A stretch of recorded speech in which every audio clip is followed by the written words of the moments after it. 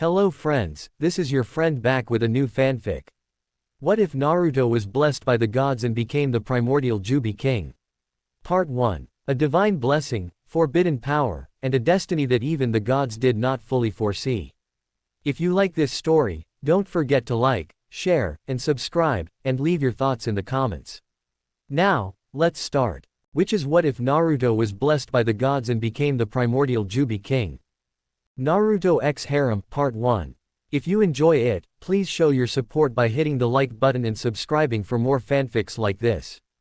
And now let's get started.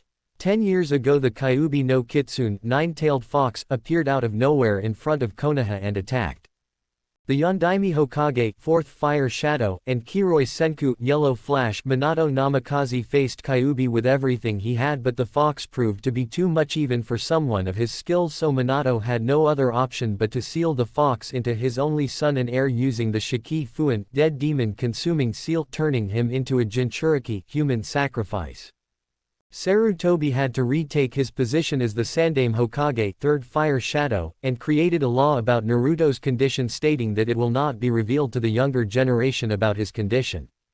While almost every ninja and some civilians honored the Yondaime's sacrifice, others considered the boy to be the reincarnation of the fox and have made some attempt to harm him. When he was first kicked out of the orphanage by the owner when he was 5, he was trapped by a mob in an alley that proceeded to attack him, but it was stopped by a group of Anbu who were in the area.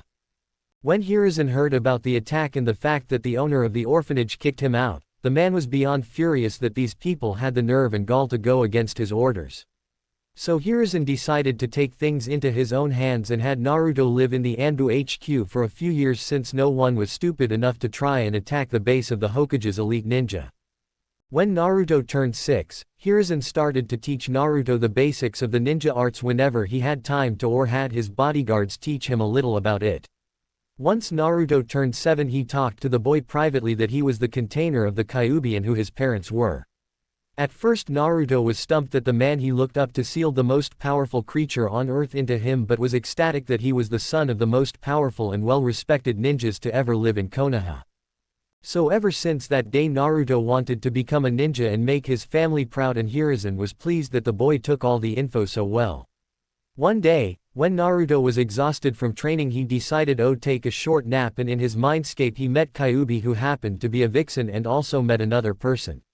She was once known as the Juubi, who was defeated by the Rakudo Sennin centuries ago, but even before his time she was one of the most powerful mages during the age where magic existed. Her name is Evangeline Rorak. She was a part of a group who were the first to discover chakra as well as other energies like ki, reiki, spirit energy, celestial energy, and mana, but kept these a secret from the world. They were known as mages. When they discovered these energies, they were capable of performing things ninjas could only dream of. They had the ability to manipulate the natural elements, and not just the one they conjure using their own energy. They also had the ability to shape-shift into anything organic and non-organic, and could also create illusions that could actually injure their targets. Another thing they could do was summon mystical beasts that were even more powerful than the summons the ninja use today, and also had the ability to gain the power a human or demon is born with from only a drop of said person's blood. They could also remove a person's soul from their body and could also create weapons out of pure energy. They also went by other titles such as magicians, warlocks, witches, wizards, sorcerers, sorceress, and paladins. Evangeline was the granddaughter of a headmaster named Melchior Rorak, who was the leader of the mages and master in all the mage arts, including the dark arts, forbidden arts, white magic, black magic, alchemy, etc. She was a natural-born genius and a hard worker of the body and mind. She was so skilled in the arts that she was the first in her generation and the youngest to become a master mage, and was even more powerful than her grandfather was in his prime. But her current strength wasn't enough, and she wanted to become the first supreme grand master in the mage arts, since not one mage in history has ever gained that form of status in their lifetime. She wanted more power, so she traveled around the world, facing and gaining the abilities and souls of high-ranking demons, but one day every soul and ability she gained became too much and she ended up losing control of her power. This action resulted in Evangeline transforming into a creature called the Juubi no Akuma, 10-tailed demon, and went on a never-ending rampage that wiped every mage from existence, including her family. Throughout the years she left a path of chaos and destruction until one day she faced a man known as the Rakudo Sennin, sage of the Six Paths, who used his power to defeat her and separate her soul from the body and sealing both away. Thousands of years later when Minato sealed the Kyuubi inside Naruto, but the goddesses also sealed Eva's soul into Naruto. The reason why is because she wanted to repent for her crimes in the past when she was the Juubi by teaching and helping Naruto, the child of the prophecy in the arts of the mage. Ever since the three met Akemi, the Kyuubi no Kitsune, and Evangeline helped Naruto in understanding the concepts of the ninja arts as well as the mage arts. Hokage Tower. In the Hokage's office, Hiruzen Sarutobi was currently relaxing in his chair smoking his pipe while outside his office his secretary was filing some paperwork and placing them in the filing cabinets until the voice of a young boy spoke up. "Hey Kion-san." Said secretary looked over her desk. Standing in front of her desk was a boy who was 10 years old. He had shoulder-length wild spiky blonde hair with jaw-length bangs on the sides, younger Minato's hairstyle, a tan complexion, deep blue eyes with slit pupils and his canines jut from his upper lip. He was wearing a white short-sleeved t-shirt with blue flames licking the edges of his shirt and sleeves and had a leaf symbol on the front and the kanji fire on the back. He also wore blue cargo shorts that stopped below his knees and wore black ninja sandals and had a black backpack. He was Naruto Uzumaki Namikaze, the son of the late Yondaime Hokage, 4th Fire Shadow, and Kiroi Senku, Yellow Flash Minato Namikaze and aka no Mashin, Red Devil Kushina Uzumaki Namikaze. Kion saw the 10-year-old blonde and smiled. "Hello Naruto-kun, how are you today?" she asked the blonde who smiled back. "I'm fine. Is Tsuruoji busy?" he asked while she giggled at the name he gave to the most powerful man in the village. "No, not at this moment. You can go on ahead and enter," she said, getting a nod from him, and he heads towards the office. Hiruzen was exhaling the smoke from his mouth until he saw the door open and Naruto walked in. "Hey Tsuruoji," Naruto said happily while the man smiled back at his surrogate grandson. "Hello Naruto. What can I do for you?" he asked the young blonde who removed his backpack, opened it, and pulled a book on basic sealing out. "I wanted to return this book back to you since I'm done with it," he said, getting a raised eyebrow from the man. "You finished that whole book?" Naruto, most Chunin rank ninja can't fully understand the schematics of basic seals, yet you're telling me that you can fully understand how to make and operate the seals? He asked, only for Naruto to blink in confusion a couple of times and nod. "Hi. I even used some of the blank scrolls you gave me and copied the drawings out of the book," he said, and pulled a small scroll out of his backpack and handed it to Hiruzen. Said man took the scroll, opened it, and took a look at the seals Naruto made. A few minutes later his eyes widened in amazement due to how well written and correct the seals were. "Naruto, this is incredible. There are no mistakes whatsoever. How in the world did you pull this off?" he asked in astonishment while the young blonde rubbed the back of his head. "Like I said Tsuruoji, once I understood the correct formation of the seals I just copied it from the book and made sure every form was drawn and set correctly," the blonde stated while Hiruzen remained stumped. "By Kami, this boy is a genius like his parents. If he can already understand the complexity of the basic seals in less than a few years, he'll be the youngest seal master in history and surpass even Minato in the sealing arts," he thought. "My boy, this is beyond incredible. So tell me, how has your day been in the academy? Have any of the teachers been giving you problems due to your condition?" Hiruzen asked Naruto. Ever since Hiruzen enrolled Naruto in the academy, he had to make sure that none of the academy teachers would ruin the boy's academics and stunt his growth as a ninja, and also had the headmaster check up and made sure they knew the consequences of denying a student the chance of becoming a ninja despite what they contained. There were a few times where he had to remove a few of them from the academy and have them replaced with competent teachers, and ever since Naruto had no problems. Naruto shook his head. "Nope, I haven't had any problems at all with the teachers, and guess what? I'm already in the top of my class and made a perfect score on the midterm," Naruto said with a smile on his face. "That's good Naruto. You'll more than likely be Rookie of the Year in your graduating class," he states. "Really? Well, to be honest with you, I really don't care for the title. I'm just doing so good because I want to make my parents proud of me, though there are some who think I'm cheating due to the fact that most of the girls think that the Tem Sasuke should be the top student of the class, and it doesn't help that he keeps glaring at me for doing better than him," Naruto explained while Hiruzen frowned. Just keep doing what you're doing, Naruto, and ignore them. He informed the young man, who nods. Thanks. Seisaru Oji, can I ask you a question about my dad? He asked. Hiruzen activates the silencing barrier and the security seals and nods. Sure, Naruto, what is it that you want to know? He asked the young heir. Well, I wanted to know if he gained his title from the Hiraishin no Jutsu, Flying Thunder God technique, or if it was for another reason. Naruto asked Hiruzen. To be perfectly honest with you, Naruto, he gained that title before even creating the Hiraishin no Jutsu. Your father wasn't just famous for his skill in Fuinjutsu but was also known for his speed being unmatched. There wasn't a shinobi alive aside from the current Raikage that could match his natural speed and reflexes, and there was a reason why. You see, Naruto Minato created a seal that was called the gravity seal. What he did with the seal was that once he places them on his body, he channeled chakra into them to make them heavy. He said. So the gravity seals made his body heavy and trained with the weight on right. Naruto asked, getting a nod from the man. Correct, and while training his body adjusted to the weight and made his body stronger and faster. Afterwards he would add more weight onto the seals to train his body even harder. He would also release the seals in order to adjust to the new speed he gained from training so hard until he was used to moving at that speed normally. He also placed seals in his clothes, but he did that for a while. He explained while Naruto had a look of amazement on his face. Wow, that's amazing. So the weights I'm wearing on my arms and legs are working in a similar manner, right? Naruto asked the man, who nods. On the blonde's arms were 2 black wristbands similar to the ones Yusuke wore in the dark tournament, and he also had toe around his shins. Yes, Naruto, but don't try to make the gravity seals yet, since placing them on the body incorrectly or writing the seals wrong can be catastrophic. Just stick to the weights for now until you can fully understand how certain seals work, and afterwards I'll help you place the seals on your body since I have plenty of knowledge in Fuinjutsu as well. He instructed while Naruto nods. You got it, Saruoji. Well, I'll see you tomorrow then. He says and heads out the door. Sarutobi chuckles as Naruto exit the office and snapped his fingers. 2 Anbu appeared wearing animal masks. Neko, Taka, make sure he gets home safely and inform any Anbu in the area to keep a sharp eye on the civilians. He ordered. The 2 nod and Shunshin out of the office.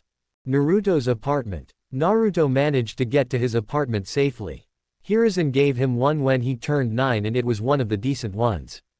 The landlord was a veteran of the last Shinobi War, but he suffered an accident that caused him to end his ninja career, but he was kind to Naruto and gave him one of the apartments and only charged him for half of what the rent was a month. Naruto was pulling out his key from his pocket and heard a gruff voice speak up. Hey Gaki. Naruto turned his head to see Daichi. The man was 6'1" and was in his late 30s to early 40s with a few strands of gray in his black hair. He had a dark tan complexion and was muscular but not overly built. He wore a black short-sleeved shirt with gray jeans and black sandals. His hair was slicked back and tied in a ponytail, and he had reddish-brown eyes. Hey Daichi-san, how are you doing? He asked the man who smirks. I'm doing great, kid. Say, did you know that the lights in your place have been flickering on and off a lot? I had to check the power generator and thought the fuse fried. He asked, and the blonde chuckled sheepishly. Sorry about that. I've been working on some projects in the academy lately that required certain energies like electrical energy. That, and I've been doing some experiments with lightning jutsu. Naruto stated. I see. Well, as long as it's nothing serious I can let it slide. Well, I'll see you around, kiddo. He said and headed back down to his own apartment while Naruto opened his door and entered his home. The apartment complex was pretty big since it was meant for a family, but the extra space was good for him. It had 2 bathrooms, 3 bedrooms, a kitchen that had everything from a dishwasher, sink, microwave, stove, a refrigerator, and cabinets that were stocked with dishes, silverware, and food, as well as a living room that had furniture. One was a room that was made into a study for Naruto by Hiruzen, and it was also where he kept all his extra books and scrolls as well as weapons he can practice with outside. Naruto walked into his room and set down the bag and removed his sandals. Afterwards he leapt onto the top of his bed and lays back on it, closing his eyes. Mindscape. Naruto found himself in his mindscape, and it was in the form of a forest with mountain ranges behind it and the sun shining. He started to walk around the forest in his mindscape until he came across a sleeping crimson-colored fox the size of a horse and had 9 tails light around its body. Naruto smirks, walks over to Kyuubi and kneels down and hears her snore lightly. Naruto snickers and starts to stroke her behind one of her ears, making her purr lightly. She stirs in her sleep and opens her eyes only to see Naruto's grinning face. "Hey sleepyhead, did I wake you?" Naruto asked with humor in his voice while the vixen snorted and yawned. "Considering the fact that all I can do in your mindscape aside from chasing rabbits is sleep," she replied and stretched her body to get the kinks out. Her body glowed and she shifted into her hybrid form. She was 5 feet 6 with long and smooth crimson-red hair that had a few bangs falling in the front, and it was tied in a ponytail and stopped to the middle of her back.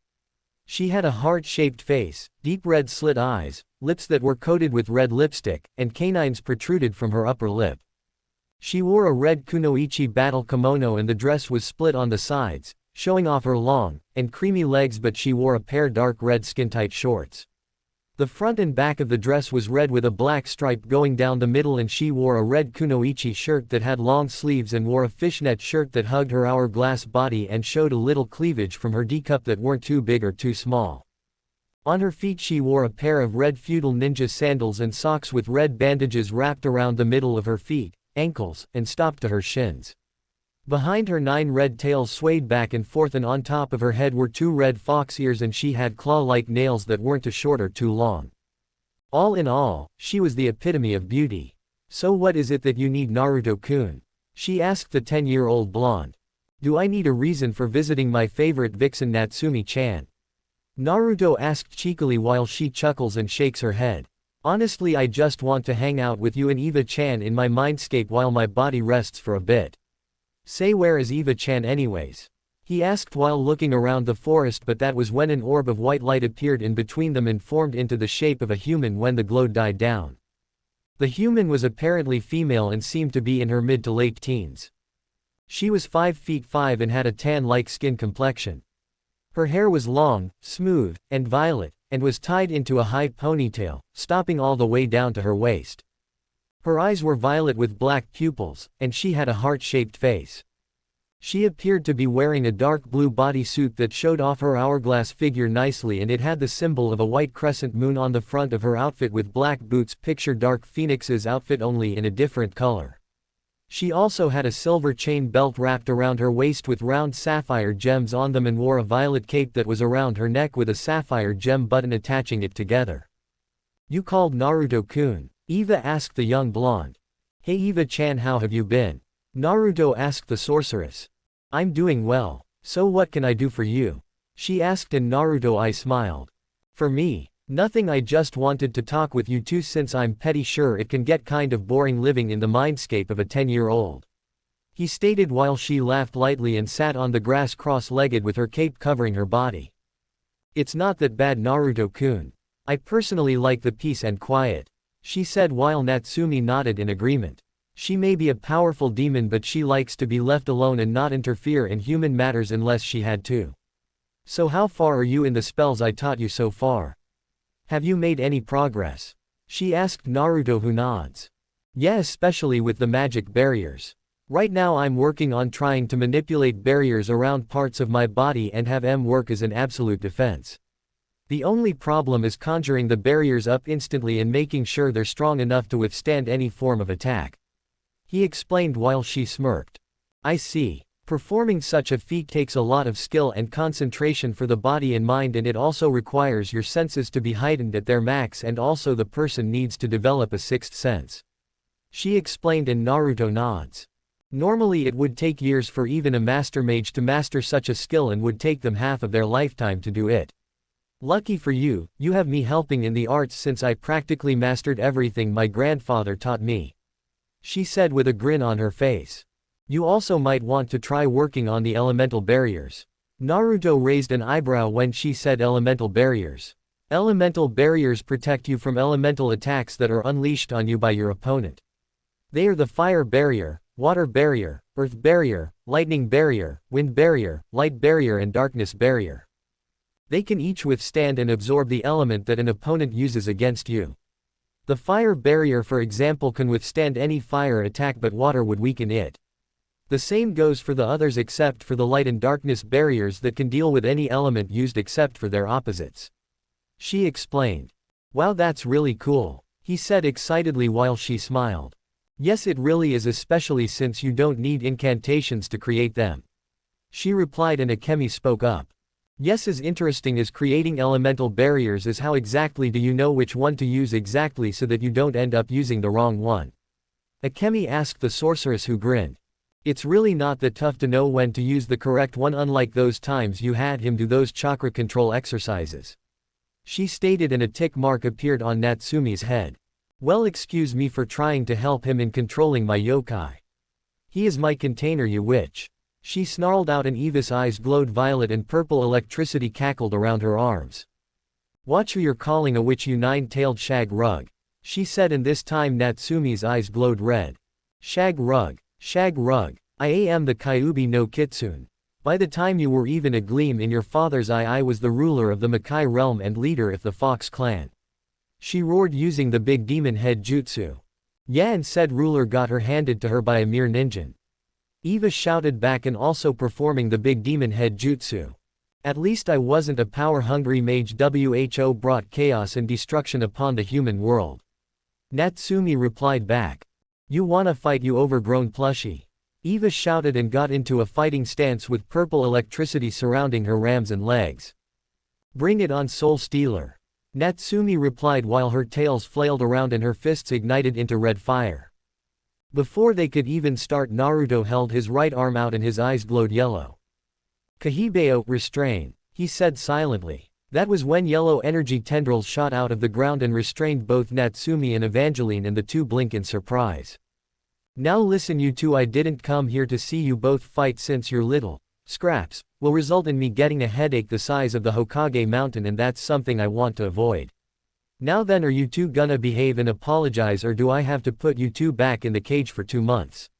Naruto asked as a giant cage appears beside him, making Natsumi pale and have a look of horror when they saw their old prison.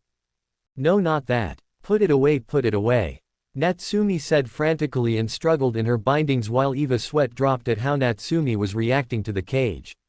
Sure, she didn't like it either, but Natsumi acted like the cage was a fate worse than death. Naruto on the other hand had a stern look on his face.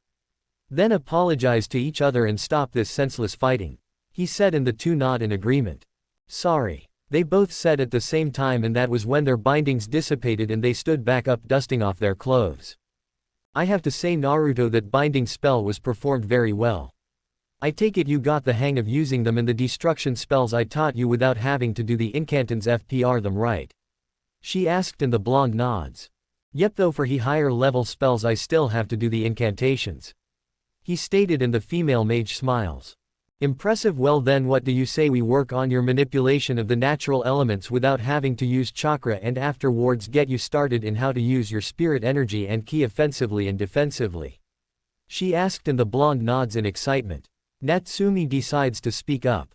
In Naruto, once you're done with that, you and I can work some more in your chakra control as well as your fuinjutsu, ninjutsu, and the other shinobi arts, she stated, getting a nod from Naruto. The next day, Naruto woke up as his alarm clock went off and then shot a yellow lightning bolt from his fingertips and destroyed it without looking. Yawns, stupid alarm clocks, he muttered while Natsumi and Eva giggled in his mindscape.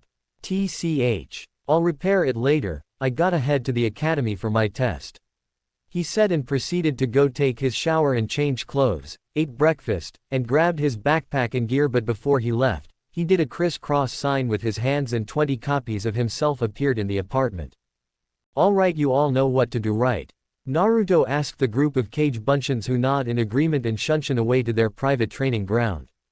Naruto hoists his backpack over his shoulder and locks his door. Hey Eva-chan, should I teleport to the academy this time? Naruto asked the mistress of magic. I say go for it.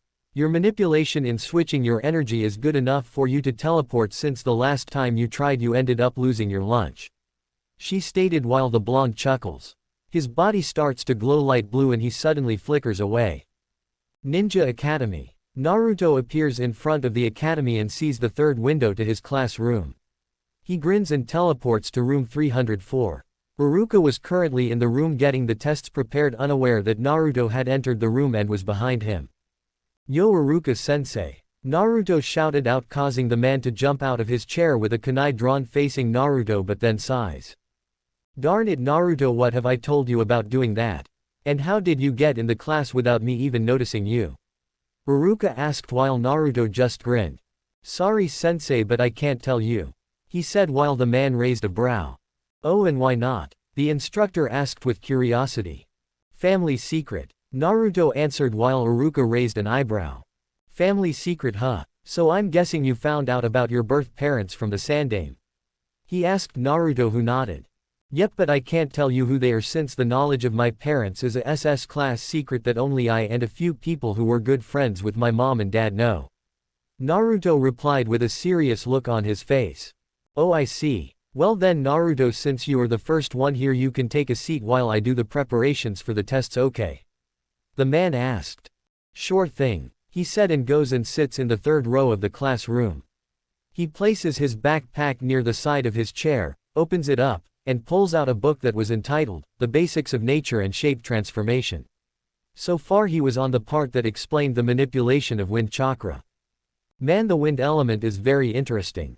To be able to create invisible and thin blades that can cut through anything which the enemy can't even see, as well as create powerful vacuums of air that can repel attacks, is amazing, he thought, and he kept reading into it. Yes, it sure is, Naruto-kun, since out of all the elemental chakra, nature, wind is considered to be the most dangerous due to it being wild and unpredictable, and it's also the most difficult to learn and master, Natsumi said in his mindscape, and Evangeline nodded in agreement. Indeed, and so is trying to manipulate the natural element itself. Even I had some difficulty in using that element during my training. It's also my favorite element to use due to the amount of destruction it causes, she said with a grin on her face. "I'll say, but when you combine it with fire, talk about awesome," Natsumi replied. "Yeah, but the one thing I loved doing with the element was create fast-moving gusts of wind, tornadoes, and hurricanes, and watch my enemies get blown away or sucked into them and torn to shreds by fast-moving currents and be crushed and impaled by insane amounts of debris," the sorceress stated with a dazed-off look on her face, while Natsumi had an ear-splitting grin on her face. Naruto, on the other hand, was sweat-dropping when he heard them talk about their love of the wind element. "Oh, now that is my favorite part, especially when you hear their agonizing screams echo throughout the vortex," and she would have continued until Naruto coughed in his mindscape in order to get their attention. "As interesting as it is to hear you two talk about your fetishes with the wind element, I need you both to keep it down. I'm trying to study," Naruto said telepathically while the two laughed sheepishly. "Hey, sorry Naruto-kun," Eva said. "Yeah, sorry, Killjoy," Natsumi muttered. "I heard that," Naruto replied while Natsumi stuck her tongue out at him. While Naruto was reading, he heard the class bell ring and sighs as the other students started to walk in, chatting to each other while he put away his book and was prepared to take the semester test. Naruto watched as the rest of the students entered the classroom and went to their seats. Sitting beside him were Hinata Hyuga and the only surviving member of the Kurama clan's main branch family, Yakumo Kurama. A year back, when Naruto was visiting the Sandaime, he met Yakumo and her uncle, who was the head of the Kurama clan's secondary branch. She was born with a weak body, and despite her disability, she still wanted to become a shinobi. Her genjutsu-based Kekkei Genkei was stronger than any other members, but she lost control of her powers once when she was with her parents because she was apparently the host of a demon known as an Edo. So her uncle came to Hiruzen for help and asked the man if there was a way for him to help his niece. Naruto volunteered to help her and stated that his tenant can get rid of the Edo and help improve her body. So during that time, Naruto entered her mindscape with the help of Natsumi, and Eva got rid of the parasitic demon while Eva used a regeneration spell to help Yakumo's body grow stronger. "Hey Yakumo-chan," Naruto said, and Yakumo smiled at the boy who changed her life around and freed her from her burden. "Hey Naruto-kun, are you ready for the test?" she asked the blonde, who nods. "I'm more than ready. I'm gonna ace this just like I did the last ones," he said, grinning while she giggled. "So how is your physical therapy going, Yakumo-chan?" he asked the Kurama heir, since after Eva used a regeneration spell to heal her weak body, Hiruzen had Yakumo do physical therapy sessions with his personal doctor to ensure that she can perform the physical aspects that were needed for the ninja life, and afterwards, Hiruzen stated that she was qualified and put her into Naruto's age group. After that day, Yakumo had been enrolled into the academy and became friends with Naruto, and she was the only one in his generation to know about Natsumi and Eva, and surprisingly she took it well due to the fact that she was once the host of a demon. It's going great, Naruto-kun. Even though my body is fully healthy, I still go to my therapist just in case. You can never be too careful, right? She asked, and the blonde nods in agreement. Yeah, it's better safe than sorry, he replied, and then felt someone tug on the sleeve of his shirt. He turned his head to see Hinata smiling at him. Oh hey Hinata-chan. Sorry I didn't talk to you earlier. He apologized while the heiress giggled. It's alright Naruto-kun, how are you doing Yakumo-chan? Hinata asked the Kurama heiress. I'm fine, so do you think you'll fare well in the semester exam? She asked, and Hinata nods. I'll do well on the test, she said. While they chatted, a white-haired chunin named Mizuki walked into the room and set his gaze on Naruto and frowned. Look at that thing just sitting there like he's human. Why doesn't Hokage-sama just kill that damn monster? The chunin thought as he sneered at the blonde and made his way towards the desk. After Iruka got everything in place, he stood up and spoke up. Alright everyone, pay attention, he called out, getting the students' attention.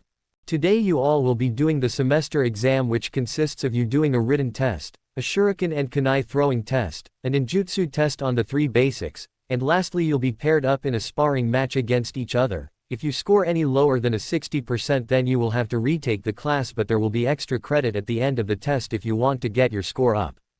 Now then, my assistant will be passing out the tests, which you have an hour to complete, and no cheating, he said, sending a glare to some of the gulping students. Mizuki proceeded to hand out the tests to everyone until he came to Naruto and sneered, but placed the test down in front of the blonde. Let's see how you handle that test, demon. Only Chunin and Jonin ranked ninja can get those answers right, he thought as he went back to the desk with an evil smirk on his face. As Naruto turned his paper over, his eyes widened a little and a frown formed on his face. What is this? These are questions that only high-ranking ninja can answer. That Tem switched my paper and expects me to fail. He must be a Kyuubi hater, Naruto thought. Don't fret Naruto-kun, I can help you with these answers. For me, these questions are a cakewalk, Eva assured the blonde, who smiled. Thanks Eva-chan. Just help me with the ones I can't fully answer, since I can answer most of these, Naruto replied, and the sorceress of magic nods. Said blonde begins to work on his test, as do the other students. Mizuki's smirk turned into a frown as he saw the boy start writing in the exam he gave him. An hour later. Alright, the hour's up now, place your pencils down, Iruka ordered, and the kids did that. Naruto was smirking due to the fact that he managed to finish the test Mizuki gave him, while said man went around and picked them up and then handed them to Iruka, who started to go over them while the students chatted with one another. When he went to Naruto's, and his eyes widened. What in the? He thought, and turned his gaze at Naruto. Naruto Uzumaki, Iruka called out, getting the blonde's attention. Yes sensei, Naruto asked the man. I need to talk to outside the classroom, it's about your test, he said with a questioning look on his face. Huh. I bet you his score was so bad that he's not even gonna get to take the other tests. What a loser, Kiba Inuzuka stated with a smug grin on his face. Naruto blinked and looked around for a few seconds. Iruka-sensei, did you hear a dog barking just now? Naruto asked innocently, while in his mindscape, Eva and Natsumi were snickering while those in the classroom laughed. Hinata and Yakumo covered their mouths and giggled while Kiba growled at the blonde.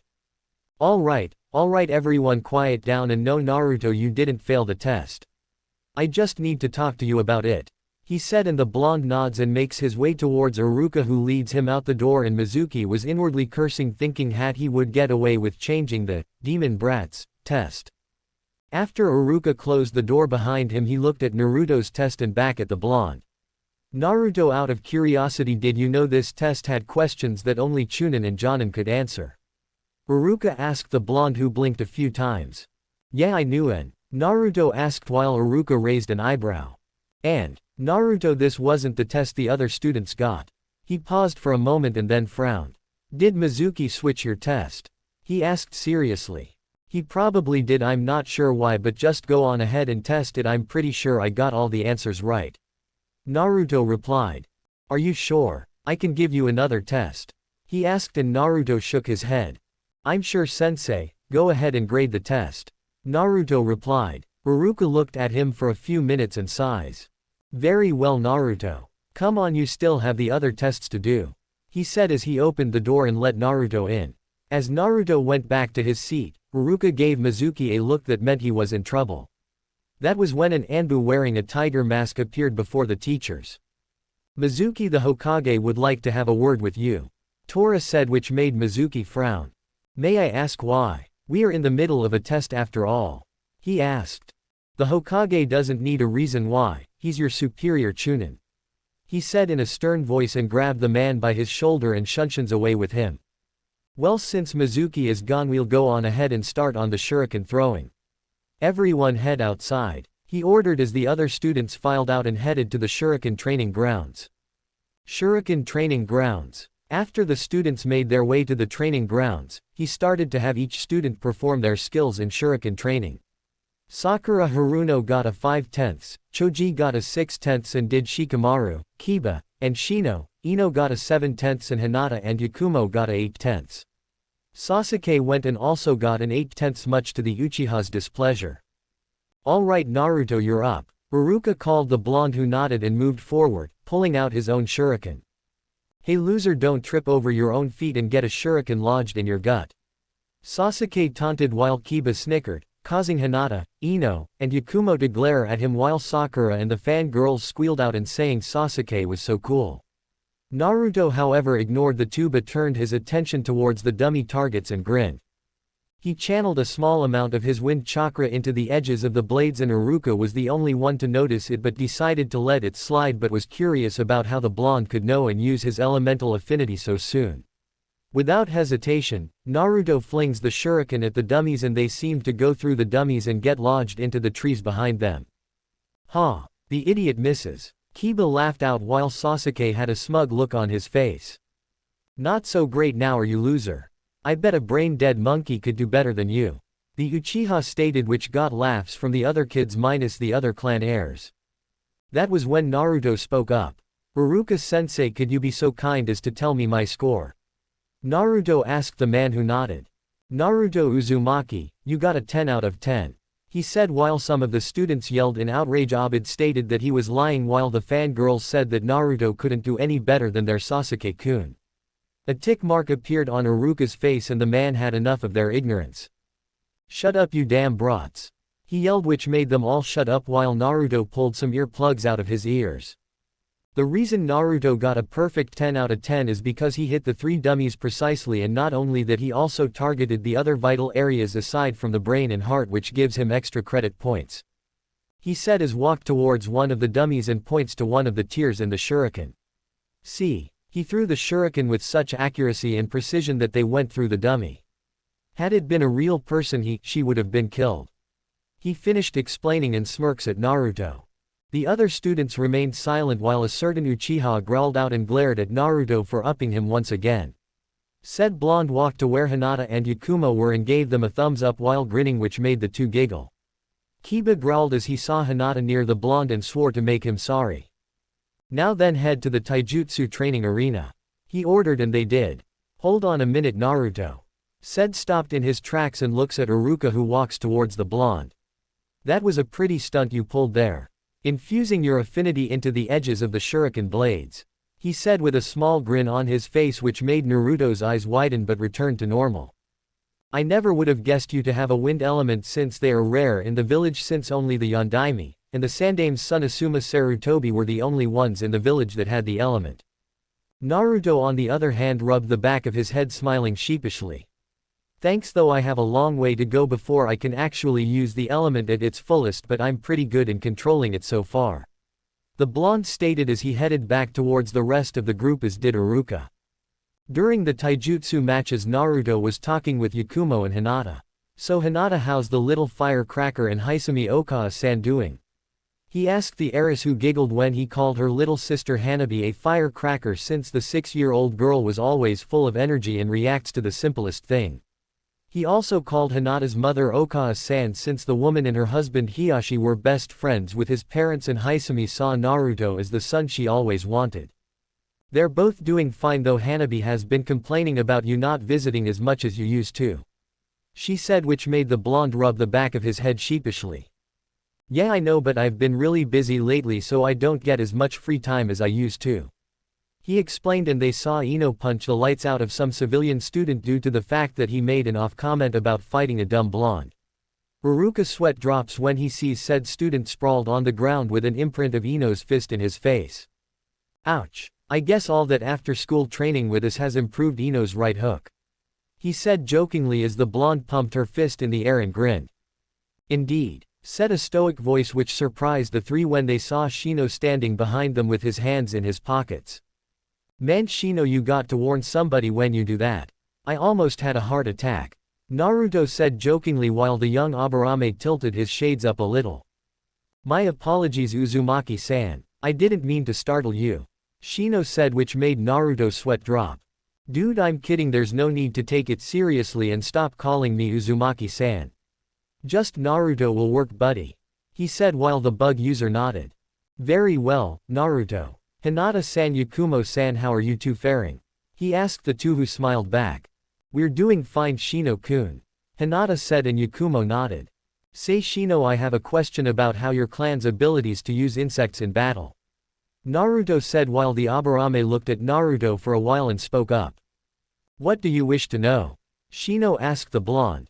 Aside from the kikaichus that reside in your body, can you use other insects or arachnid types in battles? Naruto asked the bug user. Shino thought about his answer and spoke up. Theoretically yes, we can, but we prefer to use the kikaichu in our battles since we're more affiliated with them than other insects. Why do you ask? Shino asks while the blonde shrugs. Oh, just curious. I mean, I know your clans specialize in espionage, tracking, and capture, though I always wondered why you never tried to use other insects or arachnids like scorpions, spiders, or members of the ant family like wasps or hornets, Naruto answered.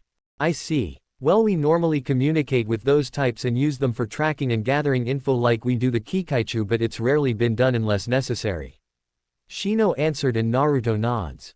Wow, if you ask me, that's pretty cool, Naruto stated, which made Shino raise an eyebrow since most people would think that members of his clan were either gross or freaks. That was when Ino approached the group. Hey Naruto-kun, did you see that? I showed that jerk not to underestimate us blondes, she said with a big grin on her face. Aside from Hinata and Yakumo, Ino developed a crush on Naruto ever since he scared off those bullies when they were 7 years old, and the blonde also met her parents, who were good people and didn't blame him for his condition. Yeah, I did, Ino-chan. That was a sick right hook you gave the guy. I think you knocked out some of his teeth, he said jokingly while the female Yamanaka blushed and rubbed the back of her head sheepishly. Thanks to all that after-school training the four of us did, though I wish you could convince that lazy clown Shika and Choji to join in. Seriously, those two can be such a pain with Shikamaru saying things are troublesome, she muttered while Naruto shrugs. You can't only do so much. For Shika, you'd need a miracle to get that guy to do anything, Naruto stated, and Ino's face brightened up. Oh, I think I can convince him. My mom keeps this wicked-looking club and whip in her closet in case my dad does something stupid, she stated with a grin on her face, which made the four sweat drop. Ino, that's inhumane, violent, and it's possible you might kill him with those objects, Yakumo said with a deadpanned expression, and Ino blinks a couple of times. And your point? She asked, which made the genjutsu user almost stumble over and look at her in shock while Naruto's sweat drop grew. Hinata remind me to keep every sharp, pointy, throwing, and explosive object away from Ino, especially when she gets mad.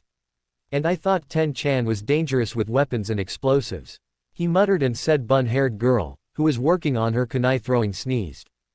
During the matches, Hinata went up against a fangirl named Amy, who in a sense was pathetic since the heiress knocked her out with a backhand to the temple. Yakumo went against Sakura Haruno, and like Hinata's match was over in less than a few seconds since said pink-haired girl made an off comment about her hanging out with a clan-less nobody who cheated in every test make her Sasuke-kun look bad, and Yakumo responded by kicking the girl dead in her large forehead and leaving an imprint of her foot on her forehead, which made most of the students, especially Naruto, Eva, and Natsumi, laugh. Next was Shino's match, and he faced off against a civilian student and won. Choji and Shikamaru had their match, with Shika forfeiting before the match even started, saying that it would too troublesome for him to face Choji since the boy was bigger than him. And he wonders why his mother and the other females beat them senseless. Naruto mutters while Natsumi and Eva nodded in agreement. No kidding. This guy reminds me of a black mage I knew when I was a kid. I believe his name was Naga. Talk about a lazy. My grandpa almost sent him to the Phantom Realm for all eternity. I wonder if the Naras are related to him. Eva asked from his mindscape. Haruka was looking at his clipboard and sighs. Unfortunately, the next spar will be a three-way match against Naruto Uzumaki, Kiba Inuzuka, and Sasuke Uchiha. He said, and saw some of the students gasp while Kiba and Sasuke smirked. Naruto on the other hand didn't look worried at all and made his way towards the ring with his hands in his pockets. Do you think Naruto-kun will be okay? Ino asked Hinata and Yakumo, who smiled. He'll be fine, Ino. I highly doubt that Naruto will even have to try against those two. Yakumo stated while the Yamanaka blinked a few times. He's really that strong? She asked with interest. I mean, I know he's strong due to all the physical training we do with him, but just how strong is he? The two girls grinned. Oh, you'll see, they both said at the same time. Back at the arena, Naruto walked in the middle of the sparring ring and set his gaze on a smug Kiba and Sasuke. Ready to get your handed to you, Uzumaki? Kiba taunted with a grin on his face while Akamaru sat at the sideline. This won't take long, Sasuke said arrogantly. You're right, Uchiha, it won't, especially when I have you and Sir stink a lot over there. Taste the dirt. Naruto said calmly while they glared at the blonde.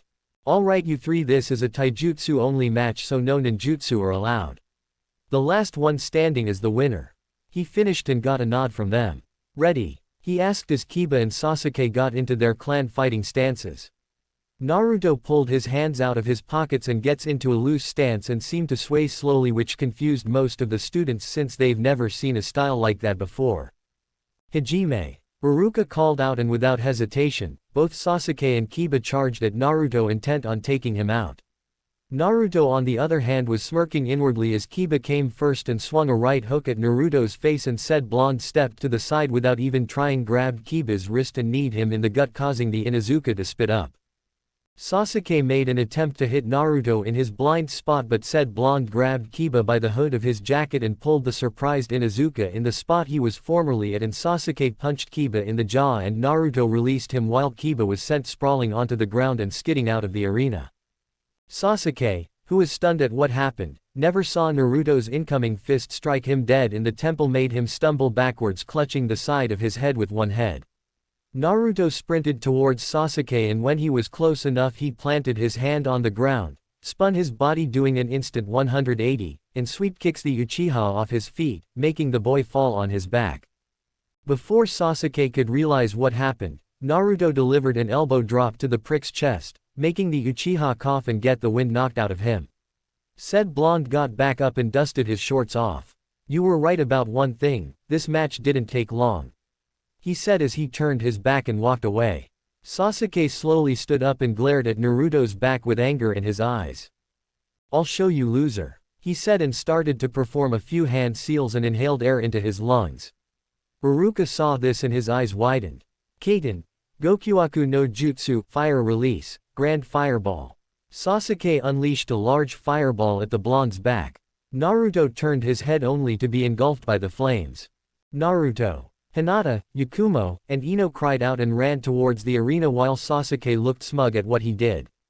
Haruka cursed for not being quick enough to stop the brat and was getting ready to use a water jutsu to put the flames out, only to see Naruto walk out of the flames with his hands in his pockets and not a burn marks on his body, much to everyone's shock. But what surprised them even more was that there was what appeared to be a red barrier formed around him, but then it faded away. Said blonde was glaring dangerously at Sasuke and cracking his knuckles. I was taking it easy on you Tem, but now the kitty gloves are off. I'm gonna give you an kicking that even your grandkids will feel. He snarled out while Natsumi and Evangeline were in chibi form waving pom-poms and cheering for the blonde to beat him senseless, but that train of thought died when Iruka appeared in between them. Enough, he said sternly, but then glared at Sasuke, who had the nerve to cringe. You Sasuke Uchiha are coming with me to have a chat with the headmaster about your actions in endangering your fellow classmate, he said as he grabbed the Uchiha by the back of his collar and dragged him off to the office, while the prick's fangirls were screaming and saying he couldn't do that to the last Uchiha, with Sakura being the loudest. A tick mark appeared on the man's face and he stopped in his tracks. Shut the hell up and get your back into class, he yelled, which made the girls shut up and scurry back in while the males and few females sweat drop. Wow, was all Naruto said while Hinata, Ino, and Yakumo ran towards Naruto. Naruto-kun, are you alright? Hinata asked worriedly while inspecting the blonde for any injuries. I'm fine Hinata-chan. That fireball was barely even hot, he answered, trying to calm her down. Well, that's a relief. I thought you were barbecued in that flame. Say, what was that red barrier that formed around you when you walked out of the flames, Naruto-kun? Ino asked. Oh, that was a technique I created that protects me from fire-based jutsu, he said. Technically, Eva-chan taught me how to make and create my own version, he thought, while the mistress of magic was grinning at the praise she was given while Natsumi was sulking under a tree pouting. Really? Is it possible for anyone to learn it? Yakumo asked while Naruto thought about it. Honestly, I don't know, since I just started working on it, he answered. Well then, let's head back in class, ladies, he said as head back in the classroom. After school, Naruto, Hinata, Ino, and Yakumo were in a training field and the blonde had a few scrolls out. Hey Naruto-kun, what are these scrolls for? Ino asked the blonde. These? Oh, they're your new weights, he answered and saw their eyes bug out. More weights? Come on Naruto-kun, when are you gonna teach us something cool? Ino whined with a pout on her face while Naruto snickers. Don't worry your pretty little blonde head, Ino-chan, he replied, making her cheeks turn pink. I'll teach you guys something aside from chakra control and doing physical workouts soon, but for now we need to work on your stamina, increasing your chakra reserves, and make sure you're all physically fit, he said as he opened up the scrolls, and in a puff of smoke, more weights appeared, but these were gray. Yakumo blinked a few times and looked at the weights. What's so special about these weights? Yakumo asked. Naruto grinned as he picked one up. I had these weights custom made by a blacksmith and shop owner who was a good friend of my teammates, and I happened to be good friends with his daughter. Now, unlike the weights I gave you, these were made from a special metal that can absorb a certain amount of chakra into them depending on the user, he stated. Now go on ahead and remove the old weights I gave you girls off your wrists and ankles. The three rolled up their sleeves and pant legs and took off the weights, and they hit the ground, creating small craters. Okay, when you put these on, divide your current weight individually in each weight using your chakra, he instructed, and they started to place the new ones on and add chakra that'll match their weight. When they did that, they fell on their butts with wide eyes. What the? Ino said in shock while Naruto snickered. Is this how much I really weigh? The other three had the same thoughts while Naruto spoke up. Yeah, you see, when you divided the mass of your body with your chakra and add it to those weights, you are practically training in your max weight instead of just adding weight like you did with the old ones, he stated while their eyes bugged out. Wait Naruto-kun, what about you? Hinata asked. Oh me, I'm wearing the same weights you are, he answered with a grin on his face. Now try to pick yourselves up, but be careful. You don't want to injure yourself, he said while they struggled to get up. Darn it Naruto, how can you wear these things? A frustrated and struggling Yakumo asked the blonde, who I smiled. Oh, I've been doing this since I was 6 with my guardian, who is an Anbu, he stated. There is a good side to this though. Once you're used to working out in your maximum weight, your body will get accustomed to it and you'll get stronger and faster, he explained. So for now we'll work on you guys getting accustomed to your own weight, but whenever you're not training, just release the effects of the weights and they'll deactivate. So for the rest of the day, the three kunoichi in training were working on adjusting to their weight by doing sit-ups, push-ups, and pull-ups, while said blonde did the same but did double the amount they were doing. Afterwards, the three were exhausted and sprawled out on the ground, panting heavily. What's this? You girls are tired already. I've only broken a sweat, he said teasingly while Ino and Yakumo glared at the blonde. Shut up Naruto. Unlike you we're not stamina freaks. The blonde Yamanaka stated while Naruto chuckles. Cry me a river Ino-chan. Naruto said as he looked at the sun setting. Well, training is over for today, he said as he pulled out 3 green pills from his weapons pouch. Here, eat these. They'll rejuvenate your body, he said, and they each took a green pill and swallowed it. A few minutes later they got up and instantly felt better. Wow, I feel better, thanks Naruto-kun. Yakumo said smiling, as did the other girls. No problem, now let's get you 3 home, he replied and escorted the 3 to their houses. Naruto's apartment. Naruto made it back to his place, and after eating dinner which consisted of grilled salmon and steamed rice and changing into his bed clothes, Naruto went to his bedroom, laid back on his bed with his eyes closed. Mindscape. Naruto appeared in the castle and walks through the hallways and sees large portraits that consisted of mages, warlocks, witches, wizards, paladins, and other masters in the arts of magic. He suddenly came upon a large door and blinks. He slowly opens it, and when he enters he sees Evangeline sitting in a big blue comfy chair with her legs crossed and was currently reading novel with a black cover that had what appeared to be the image of a flying raven on it. Hello Naruto-kun, Eva said as she closed the book and put it away. So I take it you're ready to start on your training in the magic arts, right? She asked the blonde, who nodded, but that was when a swirl of red fire appeared beside Naruto, and when it cleared, it revealed Natsumi in all her glory, and from the looks of it she was peeved. Damn it Evangeline, do you know how long it took me to find my way around this damn labyrinth you call a castle? She growled out while the female mage raised an eyebrow and had a look of amusement on her face. Hey, it's not my fault your skills are redundant in the ways of navigation, queen of the Kitsune clan, she said, which caused a tick mark to appear on Natsumi's head. Besides, Naruto-kun was the one who altered the mindscape and made the castle, so get mad at him, she said, until the blonde spoke up. And that would result in Natsumi-chan being caged and you not being able to read, or have you forgotten that this is my mindscape, Eva-chan? He asked with a raised brow, and said Mage and Vixen had the gall to be embarrassed. That aside, Eva-chan, what other forms of magic would I be learning aside from the ones you're currently teaching me? He asked. Eva tapped her finger under her chin for a while and then smirked. Oh, I'll be teaching you a lot of what I know, since I'm knowledgeable in every form, which consists of the light arts, dark arts, forbidden arts, white magic, black magic, alchemy, and necromancy. Not only that, but I also possess the abilities of those that I defeated, meaning you'll get the same powers I obtained during my travels, and I'll also teach you how to manipulate other energies that only I am capable of using, as well as teach you how to create your own weapons and how to augment your energy into your weapons and other magical items and artifacts like scepters, rings, swords, and other objects. I'll also teach you my version of the sealing arts, since my kin were the first ones who created it, since your ninja, monks, and samurai have only scratched the surface when it comes to a complex art such as this. She finished, and with a snap of her fingers, a large bookshelf full of books and scrolls appeared behind her and were separated in category. A huge sweat drop formed on the back of Naruto's head. That's a lot of books, he said dully, while Natsumi grinned and snapped her fingers, and a large shelf full of books and scrolls also appeared behind her, and Naruto's eyes bugged out. Oh, you've got to be kidding me. I have to read every single one of these books? He asked, horrified, while the two couldn't help but laugh lightly at the look on his face. Oh, don't worry Naruto-kun, most of this stuff we will slowly pass into you brain, plus in your mindscape you control time, meaning you could read 100 of these books in less than 30 minutes. Eva stated. Plus I will teach 3 magic arts that I myself created and mastered.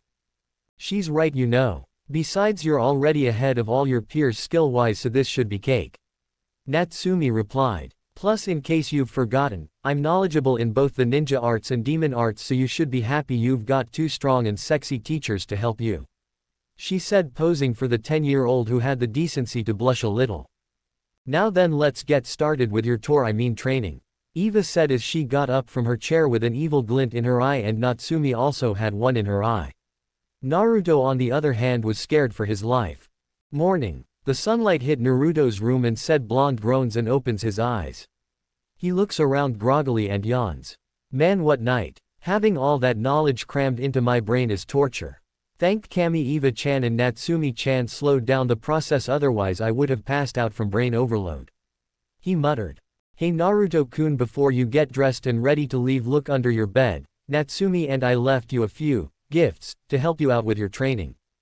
Eva said, and the blonde shinobi mage in training nodded while he got out of the bed and crouched down to under it, only to see what looked like a chrome case with a key lock and a key on top of it, as well as a scroll with black on the edges and a scroll with a Pactio symbol on it for a picture of what it looks like. Go to the Negima Wikia site. He blinks and reaches under the bed to pull them out. Say Eva-chan, how did you get these here, if I may ask? The blonde asked his sensei, who rubbed the back of her head and blushed in embarrassment. You remember when you gave me and Natsumi-chan permission to have free access to your mindscape as long as he didn't go beyond our boundaries? She asked and got a nod from Naruto. Well, apparently we can also remove the things from your mindscape and bring them in the real world after I altered the Shiki Fuan seal for Natsumi and got rid of that cage. She answered, which made the blonde fall over on the floor and shot back up. You mean to tell me that all that stuff you had me do in my mindscape since I lived in Anbu HQ I could have done in the real world? He asked in an annoyed tone while Eva's blush and smile grew. Haha, yes. She replied, which made Naruto slap his forehead. What, even I have my off days? Natsumi on the other hand snorted. Natsumi, did you know about this too? Naruto asked, and said Vixen froze up. Natsumi, Naruto growled out, and the Vixen was sweating bullets. What? I have my off days too. She lied, and Naruto let out an annoyed sigh. Anyways, let's see what's in the case, he said as he grabbed the key, put it into the lock, twisted it, and opened it. When a clicking sound was heard, the top flipped opened and inside the case was a bunch of different colored orbs. Naruto looked at them carefully and blinked a couple of times. Go ahead Naruto-kun, pick one up. Eva gestured. Naruto shrugs and picks up a green one and studies it. That was when his eyes widened when he felt the energy within it flow into his hand and through his arm.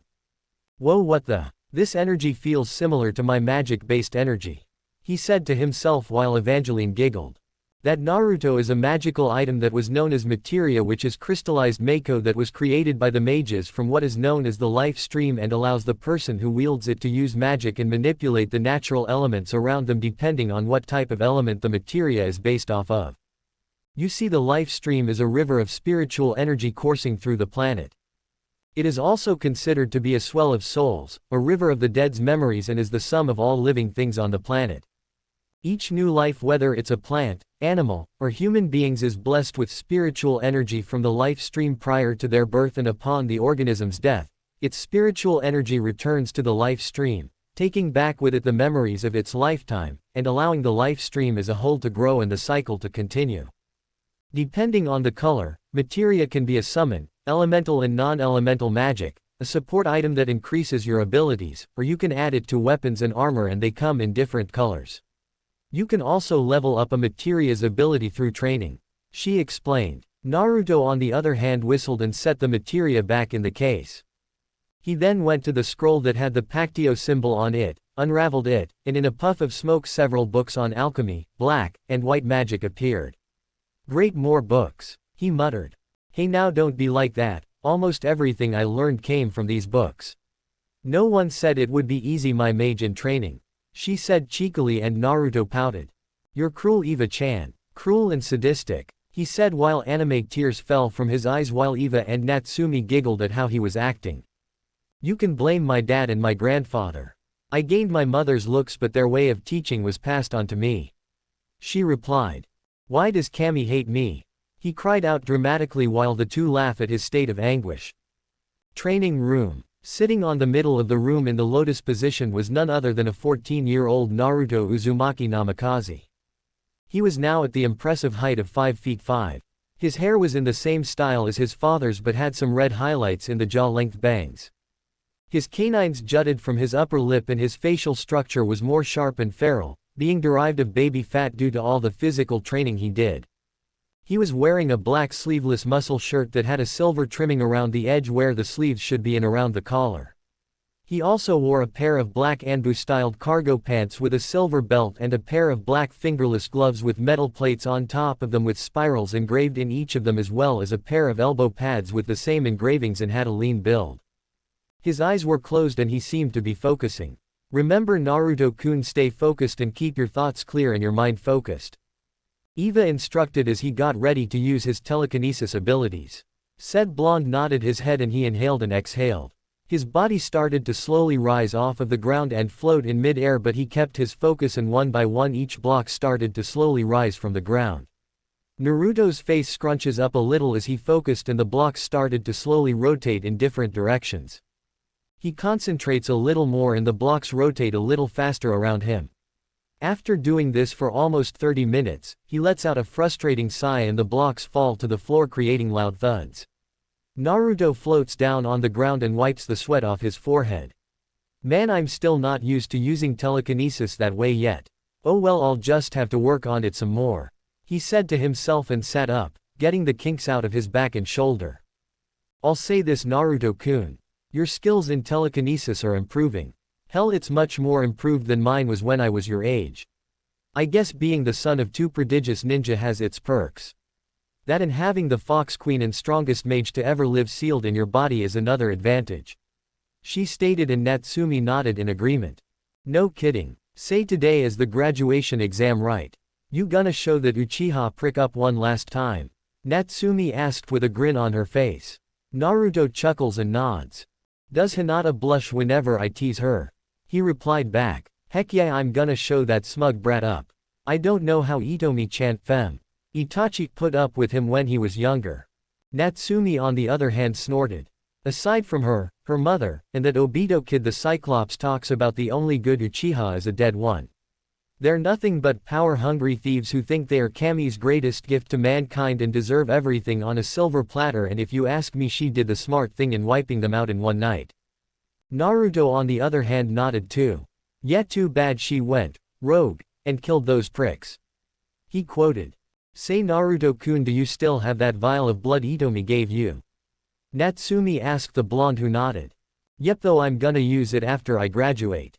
The last thing I want is those pricks, aka the elders and civilian council, getting on my case about taking their golden child's bloodline. Oh well, at least Tsuruoji put them in their place when they found out I was outdoing their precious Uchiha and wanted me removed from the academy. I swear the last time I saw him that pissed was when he found out his subordinates were trying to stunt my growth and when I got kicked out of the orphanage by that old hag, he stated. Indeed, the old monkey showed those pricks why he gained the title Kami no Shinobi during his prime. If I didn't know any better, I'd say he was the reincarnation of my grandfather, because even my dad was afraid of him if you pissed him off enough. Eva stated with a shiver, knowing good and well that her late grandfather was scary when he was pissed.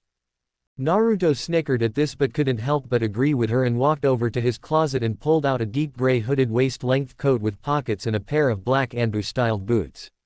He also had a closet that had a variety of different sized scrolls that contained different weapons, just you that he made, as well as field supplies. After putting them on, he grabs a black backpack and hoists it over his shoulders as well as his apartment keys. Once he closes it, the door behind him, he does a ram sign and a series of seals glowed around the outside and inside of the apartment, and a glowing Pactio symbol appeared in front of the door and a light green barrier formed around his complex and then vanished instantly. There, now no one can break into my place without getting electrocuted, or knocked out. So how should I get to the academy? Teleporting. Nah, that's getting old. Shunshin. Too boring. He said and thought about it for a while but then grins. I know I'll use Shunpo, Flash Step, since it's a lot easier to perform than Shunshin. Naruto suddenly wisps away, leaving a small trail of dust. When he arrived at the academy and was about to enter the room, he paused for a moment, stepped to the right of the door and pulls it open only to see a gray blur aka Kiba seen flying out the open door and hitting the wall hard head first and slumping down with swirls in his eyes, groaning, and 2 imprints of a fist on his cheeks. Naruto's sweat dropped and poked his head into the classroom only to see a pissed-off Ino with her right fist extended and a vein throbbing from her head. She was wearing a dark purple denim jacket with the sleeves cut off with matching purple denim shorts and also wore a black skin-tight shirt that hugged her body and black sandals. Yakumo also had her fist extended and she too was pissed. She wore a long-sleeved dark green kimono with a black obi sash that held it together with a pair of biker shorts under it and wore a mesh shirt under the kimono and dark blue sandals. Naruto walked into the shocked and quiet class and saw Akamaru was sitting beside a peeved Hinata who was gently rubbing him behind the ears while he was barking out an apology. Okay, what did the mutt do this time? Naruto asked Ino and Yakumo, who huffed up and folded their arms. That pervert tried to cope a feel on Hinata, and when we stopped him from doing so he shoved us and called us bitches for trying to stop him from claiming his girl, so we cold-cocked the sexist. Yakumo answered and cracked her knuckles for emphasis, which caused most of the boys in the classroom and the fangirls to back away from them. Naruto's eye twitched and made a mental note to hang the mutt over the flagpole by his underwear again. Next time I'll hit him in a place that no boy likes being hit at. Ino replied, slowly cracking her knuckles, which made the blonde cringe but pat her on the shoulder. Haruka walked into the classroom with Kiba, who was painfully rubbing his throbbing cheeks. Do I even want to know why Kiba was outside the classroom with 2 imprints of a fist on his face? The instructor asked. No, nothing too serious. The runt was getting a lesson in the fury of a female and should consider himself lucky that they didn't plan on neutering him. He replied, which made Ino and Yakumo have an evil gleam in their eyes and smile dangerously at the Inuzuka, who suddenly shivered in fear, and Hinata responded by activating her Byakugan and sent a small dose of ki at him as a warning to stay away from her, and afterwards Akamaru ran to his master. Oh. Haruka's sweat dropped when he saw them and then ordered them to go take their seats, but had Kiba move to the back of the class and sitting nowhere near Hinata, Ino, or Yakumo. Well then, everyone get to your seats so that we can prepare for the graduation test that'll decide whether or not you become genin for the village. It'll be divided up into a written test, kunai and shuriken throwing test, a ninjutsu test, and lastly a taijutsu test. He explained. Mizuki entered the room during the time the students were taking their seats. Mizuki, be so kind and pass out the test and don't screw up this time. He warned the silver-haired nin, who nodded glumly with a scowl on his face, since he was put a monthly probation period for what he did to Naruto and was lucky he could still be a ninja for the village. He took the papers and started to pass them out, and when he reached Naruto he once again sneered at the blonde and dropped his paper on the desk. Here's your test, brat. He spat angrily, and Naruto responded by sending a small and quick burst of killer intent directly at the man, who stumbled backwards, not watching his footing, and tumbled backwards and hitting his head on the floor, which caused the students to laugh as the man got up and rubbed the back of his head, muttering curses while Haruka sighs at this. Naruto was currently sitting in between Yakumo and Ino, while Hinata sat one seat behind them in between Shikamaru and Choji, and needless to say the blonde shinobi mage in training completed the test easily. The next test was on throwing kunai and shuriken. As they took turns, Naruto watched all the other students were called up to get their overall score on the kunai and shuriken throwing part of the test. Sasuke hit 7/10 targets with kunai and 9/10 with shuriken, which caused his fangirls to cheer out for him and was currently the class record so far. That is until Naruto took his turn. Naruto Uzumaki, you're up. Haruka called out. Naruto walked towards the targets and pulled a few kunai and shuriken out of his weapons pouches and had 5 kunai in the left and 5 shuriken on the right. He then got into a stance and set his gaze on the dummies, smirks, and throws the projectile weapons in a crisscrossed manner and with good accuracy and precision. Said weapons were embedded in each target and vital area that would be considered life-threatening to the enemy. Once again you've gained a perfect score. Excellent job, Uzumaki. Haruka praised. Said blonde grins and walks back to the stunned group and ignored the glares he got from Sasuke, Sakura, and Kiba, as well as the prick's fangirls. Afterwards was the ninjutsu test, where most of the clan heads performed their family's jutsu. Sasuke went next and approached a dummy and performed a perfectly executed Gukyaku no Jutsu Grand Fireball technique, and got a 9 for it, since a jutsu of that caliber needed chakra levels above that of a genin's. Said Uchiha walked past Naruto with a smug look on his face. Try and beat that, you clanless nobody. He taunted, getting a glare from Hinata, Ino, and Yakumo. Said blonde looked at the burnt dummy and scoffs while walking towards another dummy. Hey Uke-chan, watch and learn. Naruto said back at the emo, who growled at being called gay, and most of the males and some females giggled at the name. Sasuke-kun is not gay, Naruto baka. Sakura screeched. Hey Pinky McFlatchest, do us a favor and shut up, because no one here speaks howler monkey. He snapped back, which made Sakura sputter in embarrassment, while most of the class laughed their off at the nickname Sakura was given. Some of the Anbu who were watching from the shadows snickered quietly at the remark. Naruto performed a few hand seals at Jonin level speed, which shocked most of the class and inhaled air into his lungs. Kaden, Gukyaku no Jutsu, fire release, grand fireball. He exhaled and released a white fireball that was twice as big as Sasuke's fireball. When it hits the dummy, it is reduced to ashes and the ground around it is scorched. And that everyone is how you perform a real fire jutsu, and as you can see, bigger is always better. He said with a foxy grin that made the girls minus Sakura blush at his innuendo while Sasuke seethed in anger and looked ready to go ballistic. The hidden Anbu were gobsmacked when they saw the white fireball, and some of the female members also blushed at his comment and were glad they had their masks on. Next was the taijutsu test where Iruka and Mizuki would spar against the students in alphabetical order. So far the only ones who did excellent were Hinata, Shino, Ino, Kiba, and Yakumo. Shikamaru was around average, as was Sakura, since she didn't even bother doing any physical exercises and hardly ate. When it was Sasuke's turn, Iruka didn't let the last Uchiha show off as much as he wanted and ended up getting an 8, much to the prick's displeasure and the fangirls. And finally Naruto Uzumaki, and you'll be facing Mizuki. Iruka called out while said Chunin had an evil gleam in his eye. Naruto walked towards the arena with his hands in his pockets but stopped. "Hey sensei, can you hold my jacket for me? I don't want to get blood on it," he asked as he removes the jacket, revealing his well-toned upper body, which made most of the females blush heavily and drool at his ripped arms and the muscle shirt that hugged his body like a second skin. Holy, when did Naruto-kun get such a ripped and hot body? Ino asked with a huge blush on her face. Hinata was beet red and sputtering while Yakumo had blood dripping from her nose. Said blonde walked into the arena and stood on the opposite side of Mizuki, who was smiling smugly. "Don't get too cocky, Uzumaki. You have to at the very least hit me," he taunted as he got into a battle stance and intended to pound Naruto into the dirt. The Anbu on the other hand sensed the intent coming off of the Chunin and got ready to jump in and take down Mizuki should the spar get out of hand, since the Sandaime gave them instructions to keep a sharp eye on Mizuki. Said blonde cracked his neck and rolled his shoulders a couple of times and afterwards slowly cracked his knuckles. "Be careful what you wish for sensei, because I'll do more than just hit you," he replied, which made the man frown while Naruto tapped his foot a couple of times before bouncing steadily off the balls of his feet and was in a boxing stance. "Bring it on, boy," Mizuki taunted, which caused an evil smile to form on Naruto's face.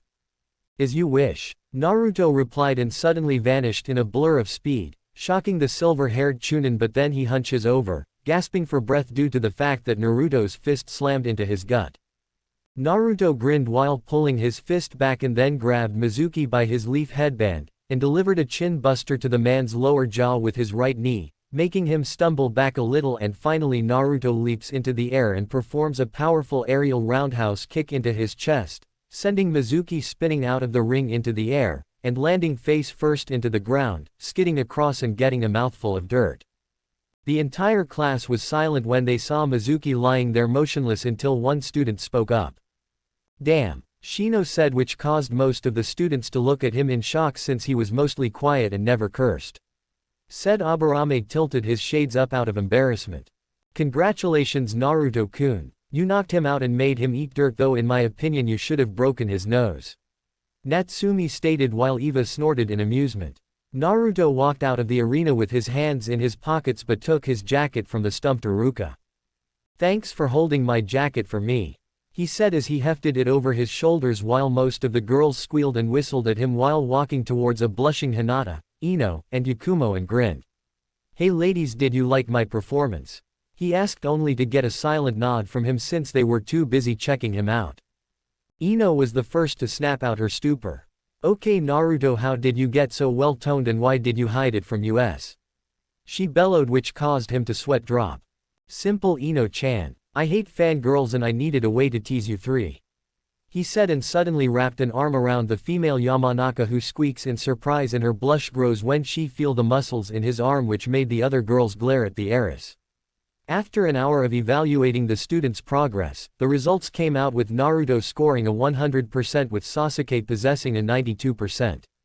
Hinata was the top kunoichi with Ino and Yakumo following behind. As Hinata was talking to Ino and Yakumo about their progress, Naruto caught Kiba walking towards them pretending to act like he was gonna walk by them and narrowed his eyes when he saw the mutt make an attempt to reach out and grab Hinata's rear with a grin on his face. As he was about to do that, another hand shot out and grabbed the Inuzuka's wrist, surprising him, and turned his head to see a pissed-off Naruto glaring at him with cold, slit icy blue eyes and revealing his elongated canines. "Don't even think about it, you mangy mutt, or I'll rip your arm off and hang it in my trophy room after beating the crap out of you, dumb." He snarled out threateningly and twisted Kiba's arm around his back and kicked him in the rear, sending him stumbling and crashing to the ground while Akamaru shook his head at his master. Naruto appeared behind the three girls and wrapped an arm around Hinata and Yakumo's waist and rested his chin on Ino's shoulders, which caused the three to eep in surprise. "Hey Himes," he said as he held them closer and made their faces heat up. "I have to say, all that training we did paid off, since you three are the top kunoichi in our age group." "It was all thanks you, Naruto-kun," Yakumo stated. "Maybe, but it is because you three are precious to me and wanted you to be capable of defending yourselves and not be weak like the Thames fangirls," he said, and released them, and they turned around with full-blown smiles on their faces. Ruruka approached them with 4 headbands, but the fourth one had a black cloth. "Hinata, Ino, Yakumo, here are your leaf headbands," he said, and handed them to the three. Hinata put hers around her neck, Ino wrapped hers around her waist, and Yakumo put hers around her left bicep. Ruruka then turned his attention to Naruto and held the black leaf headband out. "And here you go, Naruto. This headband is given to the Rookie of the Year. Congratulations, you've earned it," he said with a smile on his face. Naruto smiles back, takes the headband and ties it around his forehead. "Thanks, Uruka-sensei," he said, and got a nod from the academy instructor, who turned around to pass out the rest. Naruto looked at the position the sun is at and looks back at the three. "Say you guys want to celebrate at the ramen shop. I'm treating," he offered, which made them smile. "That's sweet, Naruto-kun, but I'll have to decline.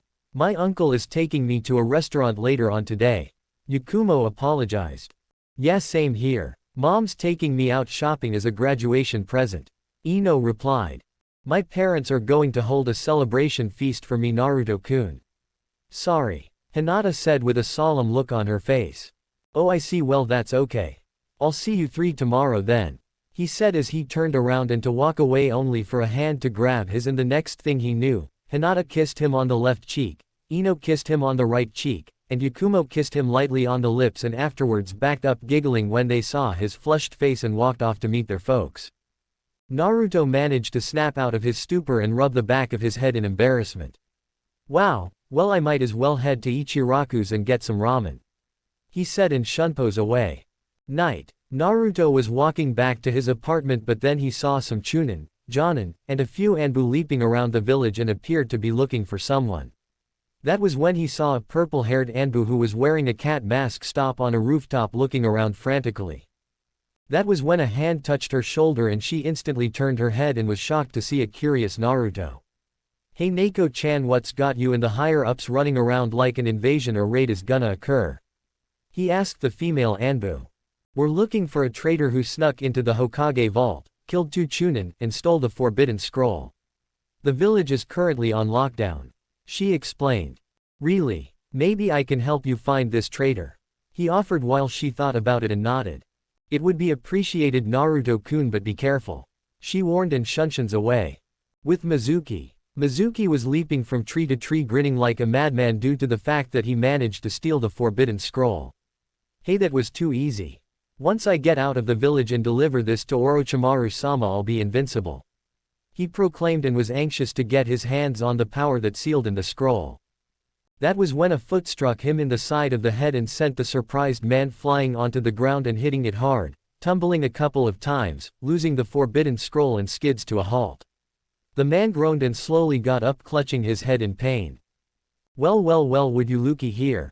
Mizuki's eyes shot open since he recognized that voice. "I found the traitor and the treasure." The man turned around and growled out in anger as he saw Naruto pat the large scroll and smirk at the man.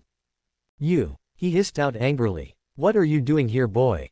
Naruto on the other hand smirks at the pissed-off man and performs a hand sign, creating a Kage Bunshin shadow clone, and tossed it the scroll. "Do you mind taking that back to the old man and tell him I'll bring the traitor as soon as possible?" he instructed, and got a nod from the Kage Bunshin, who shunpoed away, and Mizuki was about to go after him but was leapt back when a kunai almost hit him. Naruto replied while wagging his index finger with a smirk on his face. You're not going anywhere except the chopping block Mizuki Tem.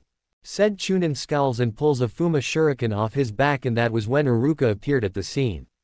Naruto. Mizuki. What's going on? He asked too. Iruka. Naruto was the one who stole the forbidden scroll and had a Kage Bunshin take off and hide it somewhere. He lied. What? Naruto, is that true? Iruka asked, frowning only to see the blonde roll his eyes. No, and as you can see he pulled out a weapon first while I on the other hand am weaponless. He responded, which made the man curse inwardly, but the smiles. Naruto, Iruka is just pretending to care about you. He's hiding things from you. 14 years ago, the Sandaime made a new law that forbids everyone to reveal what happened to the Kyuubi. Mizuki said with a wide grin. Iruka's eyes widened when he saw what the man was about to reveal. No, Mizuki. It's forbidden. Iruka yelled. It got killed by the Yondaime, right? Naruto asked with a mental grin. Come on Mizuki Tem, did your grave. I'll even choose the color of your gravestone. No, he sealed the Kyuubi into the body of a child.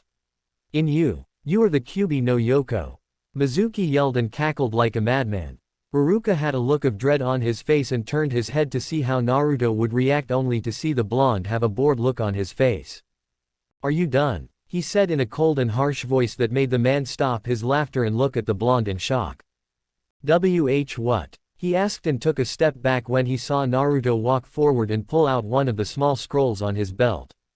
I said, are you done acting like an idiot so I can kill you? I've known about Natsumi-chan since I was little, and apparently you're a fool to think I'm actually her since she is female, you dumbass. Naruto then unraveled it, tapped a seal with the kanji for crimson on it, and it glowed white, and in a puff of smoke, a blade appeared and dropped in this right hand. The grip has a gentle decorative bend that ends at a crimson tassel dangling from the pommel. Instead of a cross guard, there is a U-shaped decoration covering the first 3 or 4 inches of blade, with a flower petal design just as it meets a red string wrapping. The string is wrapped thrice around the hilt, with a 3-loop bow on one side and a folded paper decoration on the other, and the blade is straight and slim, though somewhat short, with the tip ending in a slanted razor-like edge instead of being tapered to a point. Yes everyone, it's Benihime, Kazuki's Zanpakuto. Now tell me Mizuki, do you want to be carved up or just die from decapitation? Naruto asked coldly, causing Iruka to shiver from the way Naruto's voice sounded and Mizuki to back up a little. Why you don't scare me, demon? He proclaimed and pulled one of the Fuma shuriken and twirled it around his hand in high speed. Now die. He screamed and threw the blade with all his might. Naruto, look out. Iruka screamed as he saw the spinning blade head towards his student and was unable to move in time to stop it.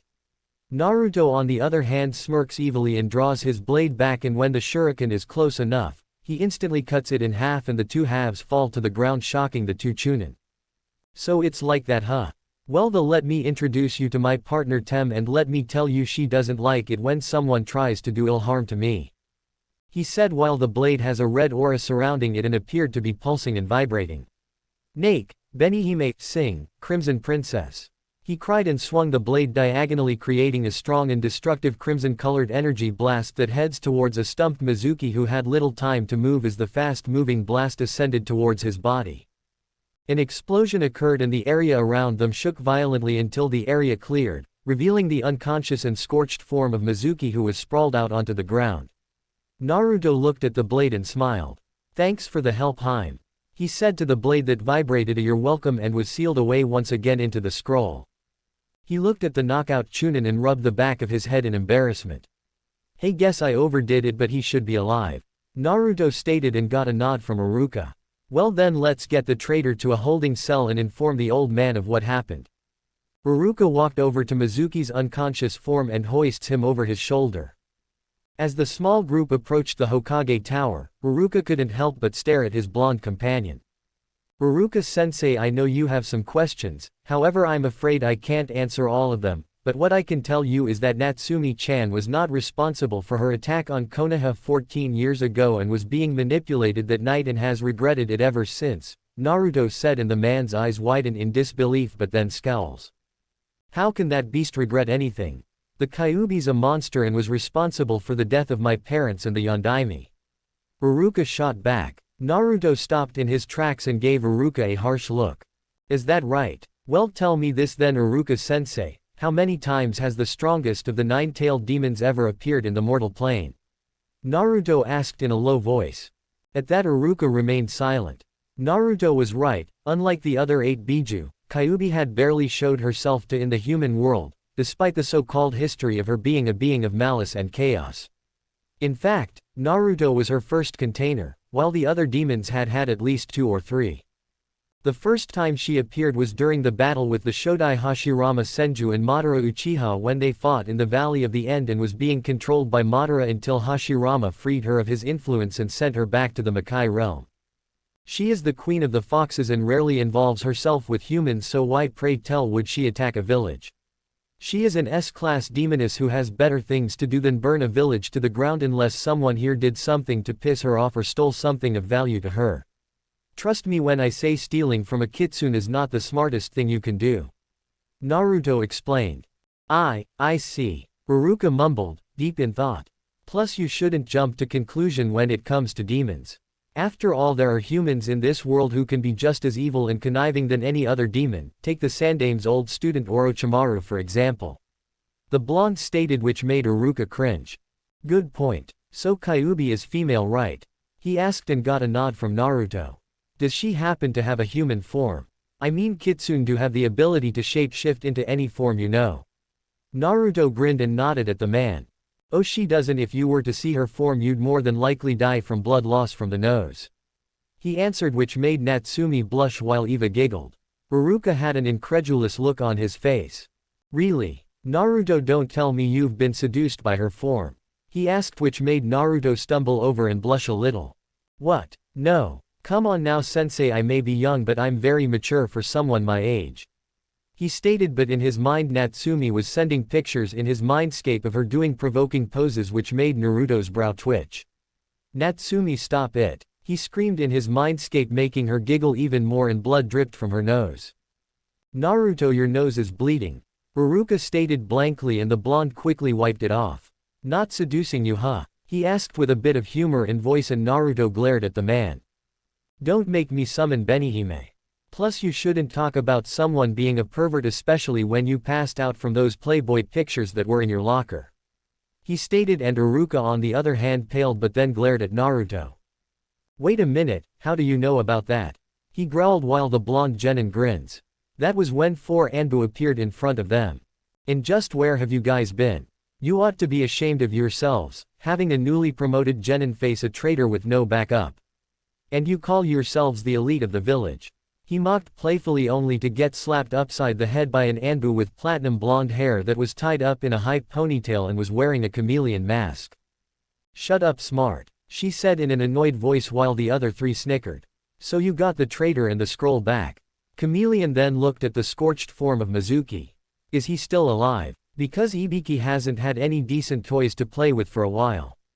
Iruka shivered when he heard one of the head of ANBU's T and I division and felt a little sorry for Mizuki. Damn, poor bastard, Naruto said solemnly, but then did a 180 and grinned like a madman. Oh well, no skin off my nose, he's all yours. Naruto said and tossed the unconscious man over to the bare-masked Anbu while the other's sweat dropped. I'm starting to think it was a bad idea to introduce him to Ibiki when he was staying at the HQ. Ferret whispered to Owl, who nodded in agreement. Better Ibiki than Anko. Kami knows what would happen if the squirt met her. Owl replied back, making Ferret cringe in fear. Pissing off Ibiki would get you a trip to the psychiatrist, but pissing off Anko is a free trip to hell. Remember what happened to the last person who pissed her off. He spent the last month being slowly digested in the stomach of her snake summon. Ferret answered, and at a dango shop Anko Mitarashi sneezed on her dango and a murderous look formed on her face. Whoever is talking about me is gonna die for spoiling my dinner. She roared, causing those in the restaurant to get the hell out of Dodge lest they suffer her wrath. Naruto paused and blinked for a moment. Hey sensei, I just heard someone scream out bloody murder. Any idea who it is? He asked the now pale Chunin and scared as hell Anbu. Said scarred man snapped out of his stupor and laughed nervously. Someone who can be as dangerous as our leader when pissed. He stated. Naruto looked at him for a few seconds and shrugs. Whatever, I just feel sorry for whoever talked about said person. He said and noticed Ferret was gone. Hey, where's Ferret? Naruto asked Chameleon, who rubbed the back of her head. He left his kettle on Naruto-kun. So where is the scroll? She asked. Oh, I had a cage Bunshin take it back to the old man while dealing with Mizuki Tem. It should be back at his office now. He explained and got a nod from her and the three shunshin away. Naruto, how do you know those Anbu? He asked the rookie if the year who smirks. They were a few of my caretakers when I was younger. He answered and then placed a hand on Iruka's shoulder. Hold on and don't blink. Naruto replied, confusing Iruka, and then shunpos away. Hokage Tower. Naruto and Iruka appear in Hiruzen's office, and said man blinked in shock. What the? Was that Shunshin Naruto? Iruka asked the blonde, who shook his head. Nope, that was an advanced version I made up during my training called Shunpo or Flash Step. The only difference between it and Shunshin is that I don't need to use hand seals for it and I can use it in a fight. He answered and saw the forbidden scroll sitting beside Hiruzen. Thank you for dealing with that traitor and getting the scroll back, Naruto. The Kami no Shinobi said gratefully while his surrogate grandson grins. Iruka, you may leave since the search is over. Iruka nods and Shunshin's out of the office. So I take it you watched the whole thing in your crystal ball, right? Naruto asked the old man, who chuckled and blew smoke out of his nostrils. Yes, I did, and that sword of yours was interesting to say the least. I believe you called it Benihime, correct? He asked. Naruto nodded with a smirk on his face. Did you get that sword from your friend? Hiruzen quoted with his fingers and Naruto nods once again. In a way, yes, but I made the sword and based it off the blades the 7 swordsmen of the mist have in their arsenal and converted some of Natsume's chakra into the blade to make it more lethal, though the blast I hit Mizuki with was merely a fraction of the damage it can really do. Naruto stated, and now Hiruzen had a look of interest on his face. Really? You've never told me about making your own swords, my boy. He stated and said. Blonde rubbed the back of his head. Hey, even I have to have my secrets, Gramps. Naruto replied. Speaking of secrets, Naruto, since you graduated from the Ninja Academy, you'll be able to live in your dad's estate as per agreement to his will. He said as he looked into his desk and pulled out a golden envelope with the Namikaze clan symbol on it as well as the Uzumaki clan spiral. He opened the envelope and placed the papers in front of Naruto. All I need you to do is sign the deed to the estate, and everything ranging from the land, house, and clan jutsu are all yours. He stated and handed a pen to Naruto. Naruto grinned and signed the papers before putting them back into the envelope and putting it into a small scroll. Also, your mother left you her clan's summoning contract.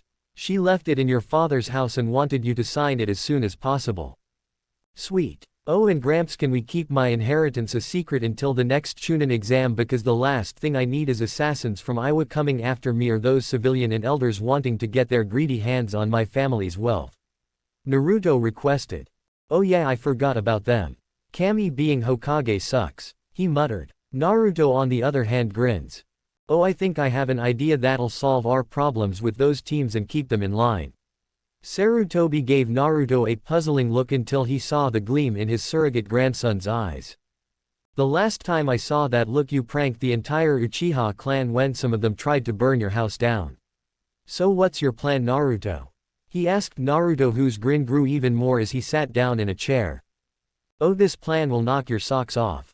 It involves me possessing bloodlines that's older than the Rakudo Sennin's Rinnegan, Sage of the Six Paths Samasara Eye, and ancient techniques that are even more powerful than ninjutsu, and only I can use them.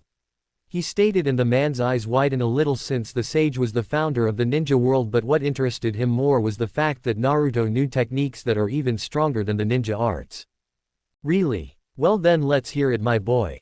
Sarutobi said, and Naruto began to explain. The next morning, Naruto was entering the graduation class when he heard the sound of a slap and a female yelping entered his ears. As he entered the room, his eyes were as cold as ice at what he saw.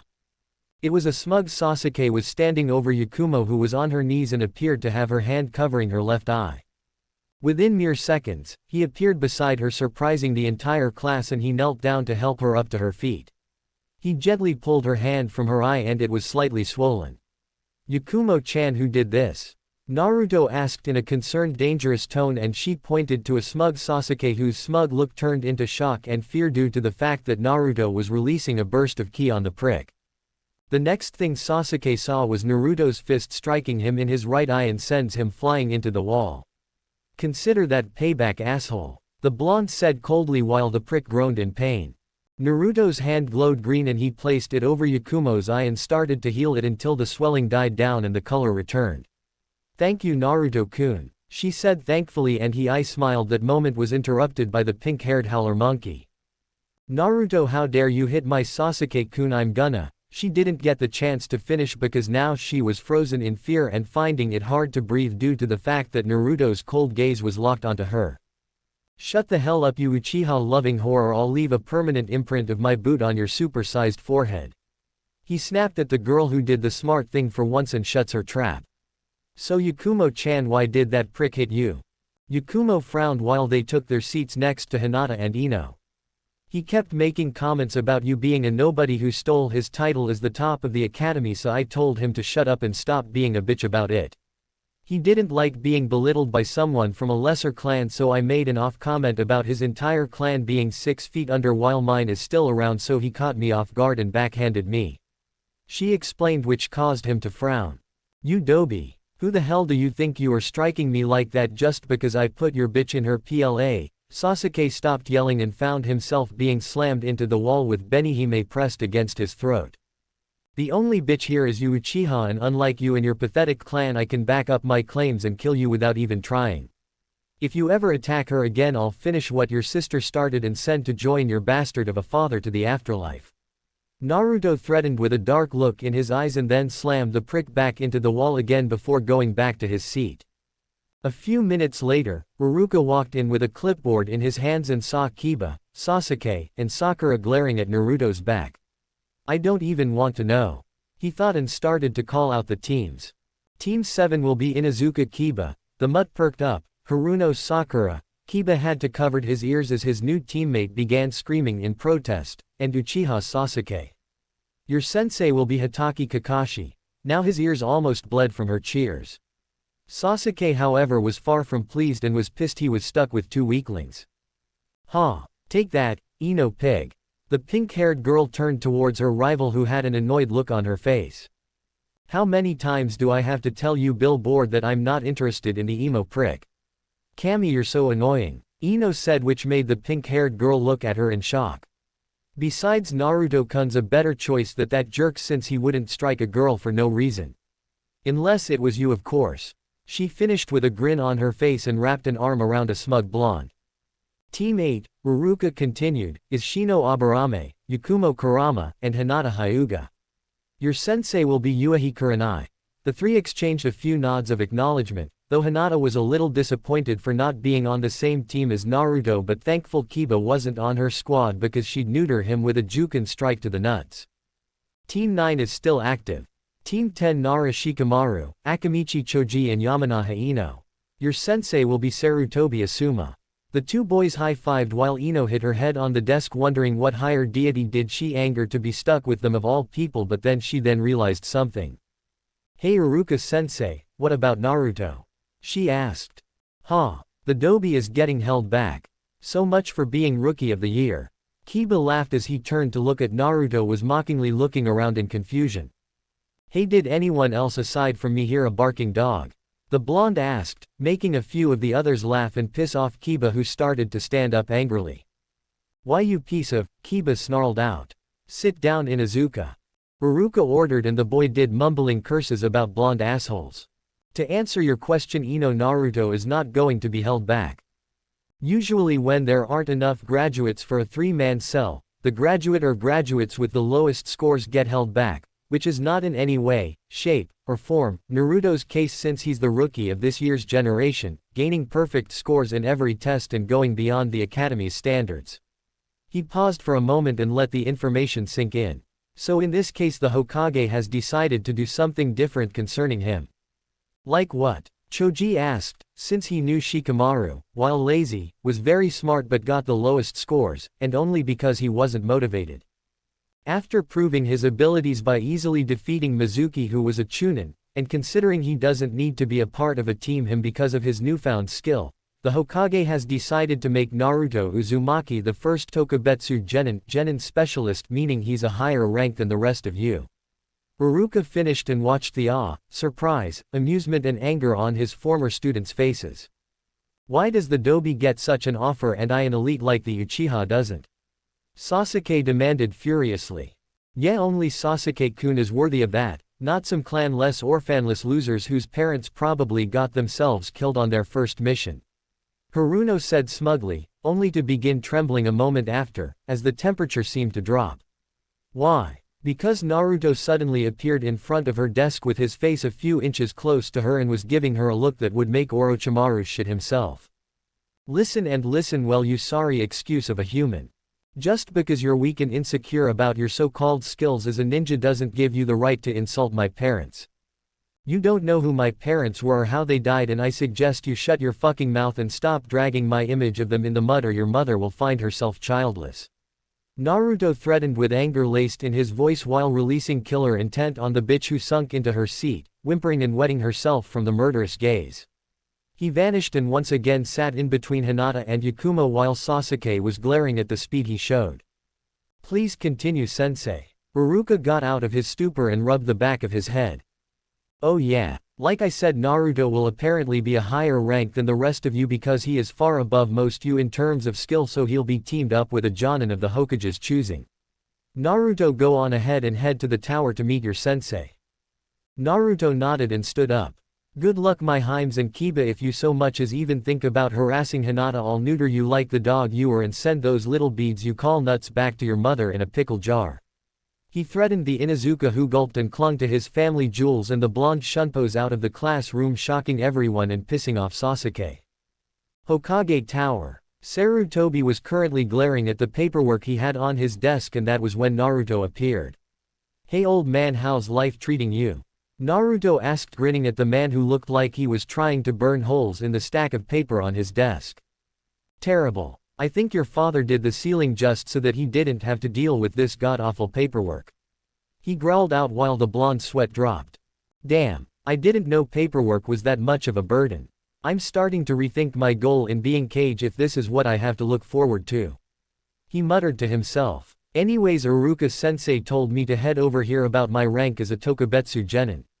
Naruto asked the man who smirked.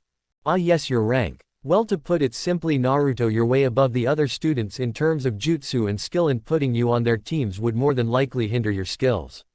He answered. Oh, I see. But so that you know, I also helped Ino, Hinata, and Yakumo with their training while we were in the academy, so they will do fine. Naruto explained, getting a raised brow from the man. If anything, they'd more than likely be high chunin. He answered. Hiruzen groaned and rubbed the bridge of his nose. Please tell me you get their parents' consent, Naruto, because I can only do so much to help you. He begged the blonde, who chuckled. Of course I did. For one thing, Ino's folks like me, as does Hinata's mom, but I think her dad tolerates me. He quoted. Though he isn't a jerk like Fugaku, he has his moments. Anyways, Yakumo-chan's uncle said he was indebted to me when I helped her with her problem.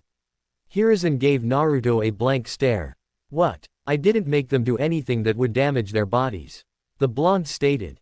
Just checking. Hiruzen said, smirking, and Naruto's face faltered to the ground but got back up, glaring at his surrogate grandfather. Say, before we continue this any further, I'd like to introduce you to my second guest. Naruto said, only for Hiruzen to raise an eyebrow. Sorry, I'm referring to my other roommate aside from Natsumi-chan. He finished, and Hiruzen's eyes grew wide. Wait, you have something else aside from Natsumi sealed in you? It's not the Edo demon you both got rid of, is it?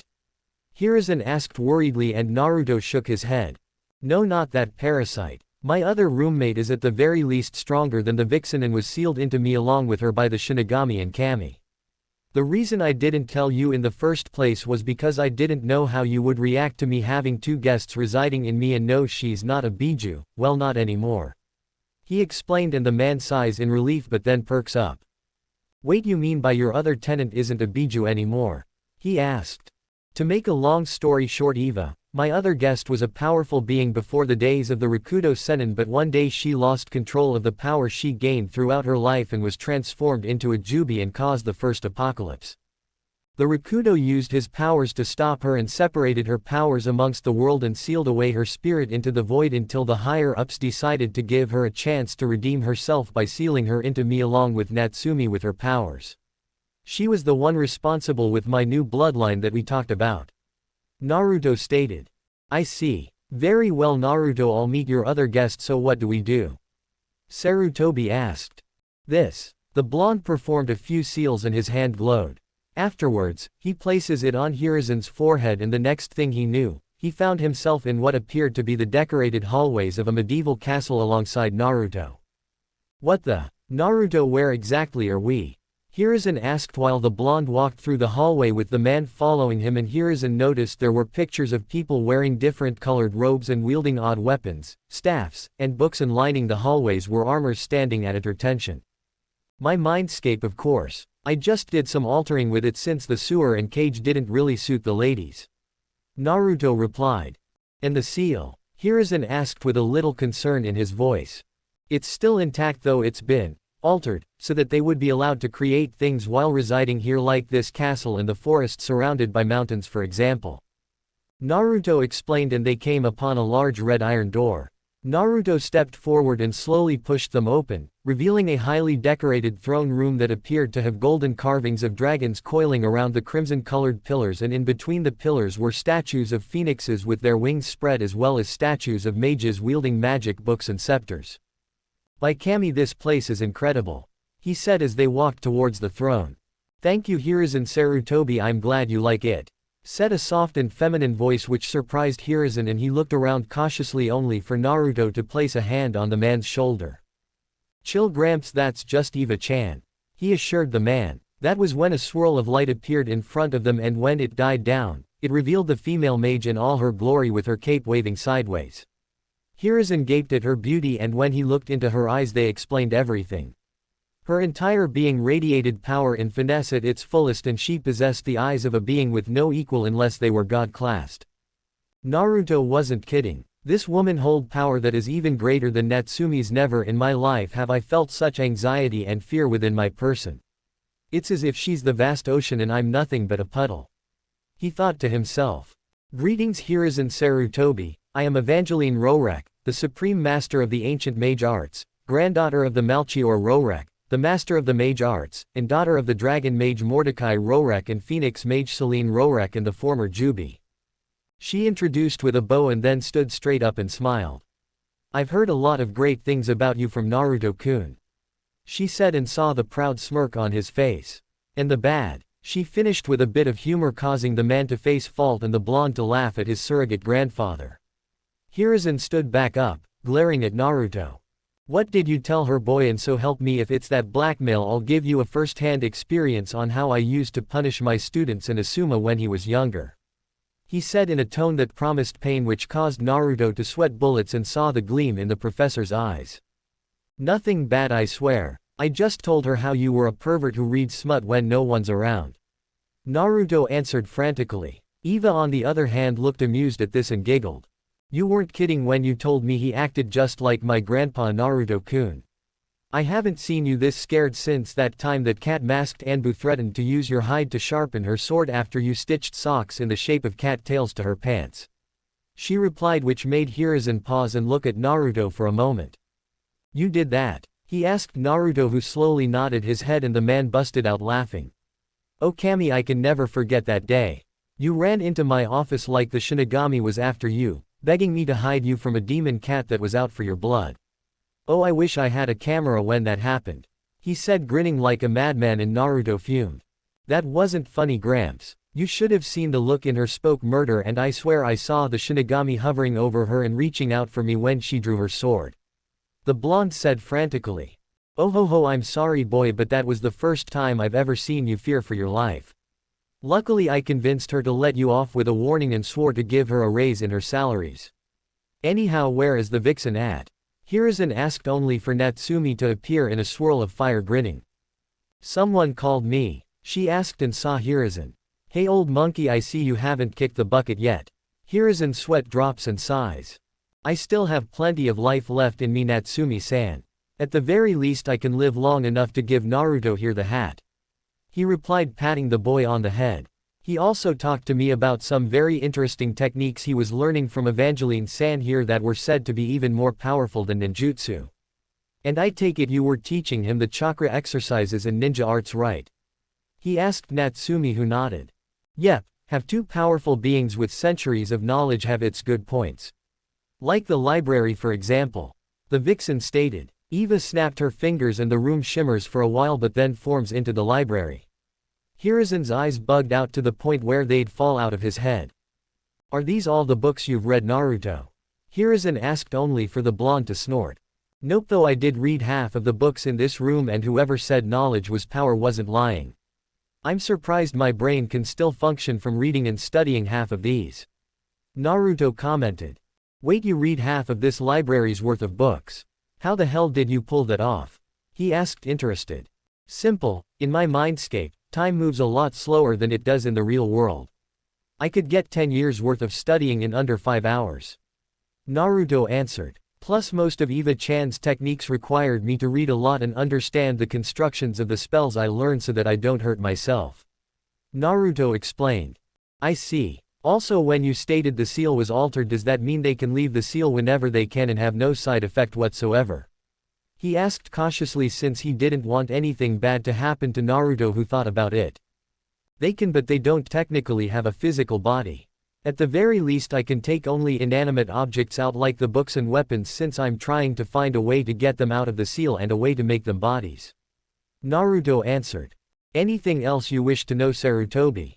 Eva asked the man, who shook his head. No, I think I've learned plenty about you and I thank you both for helping Naruto. He said and got a nod from the two. That was when Naruto placed his hand on Hiruzen's shoulder and they once again appeared in his office. That was a very interesting meeting.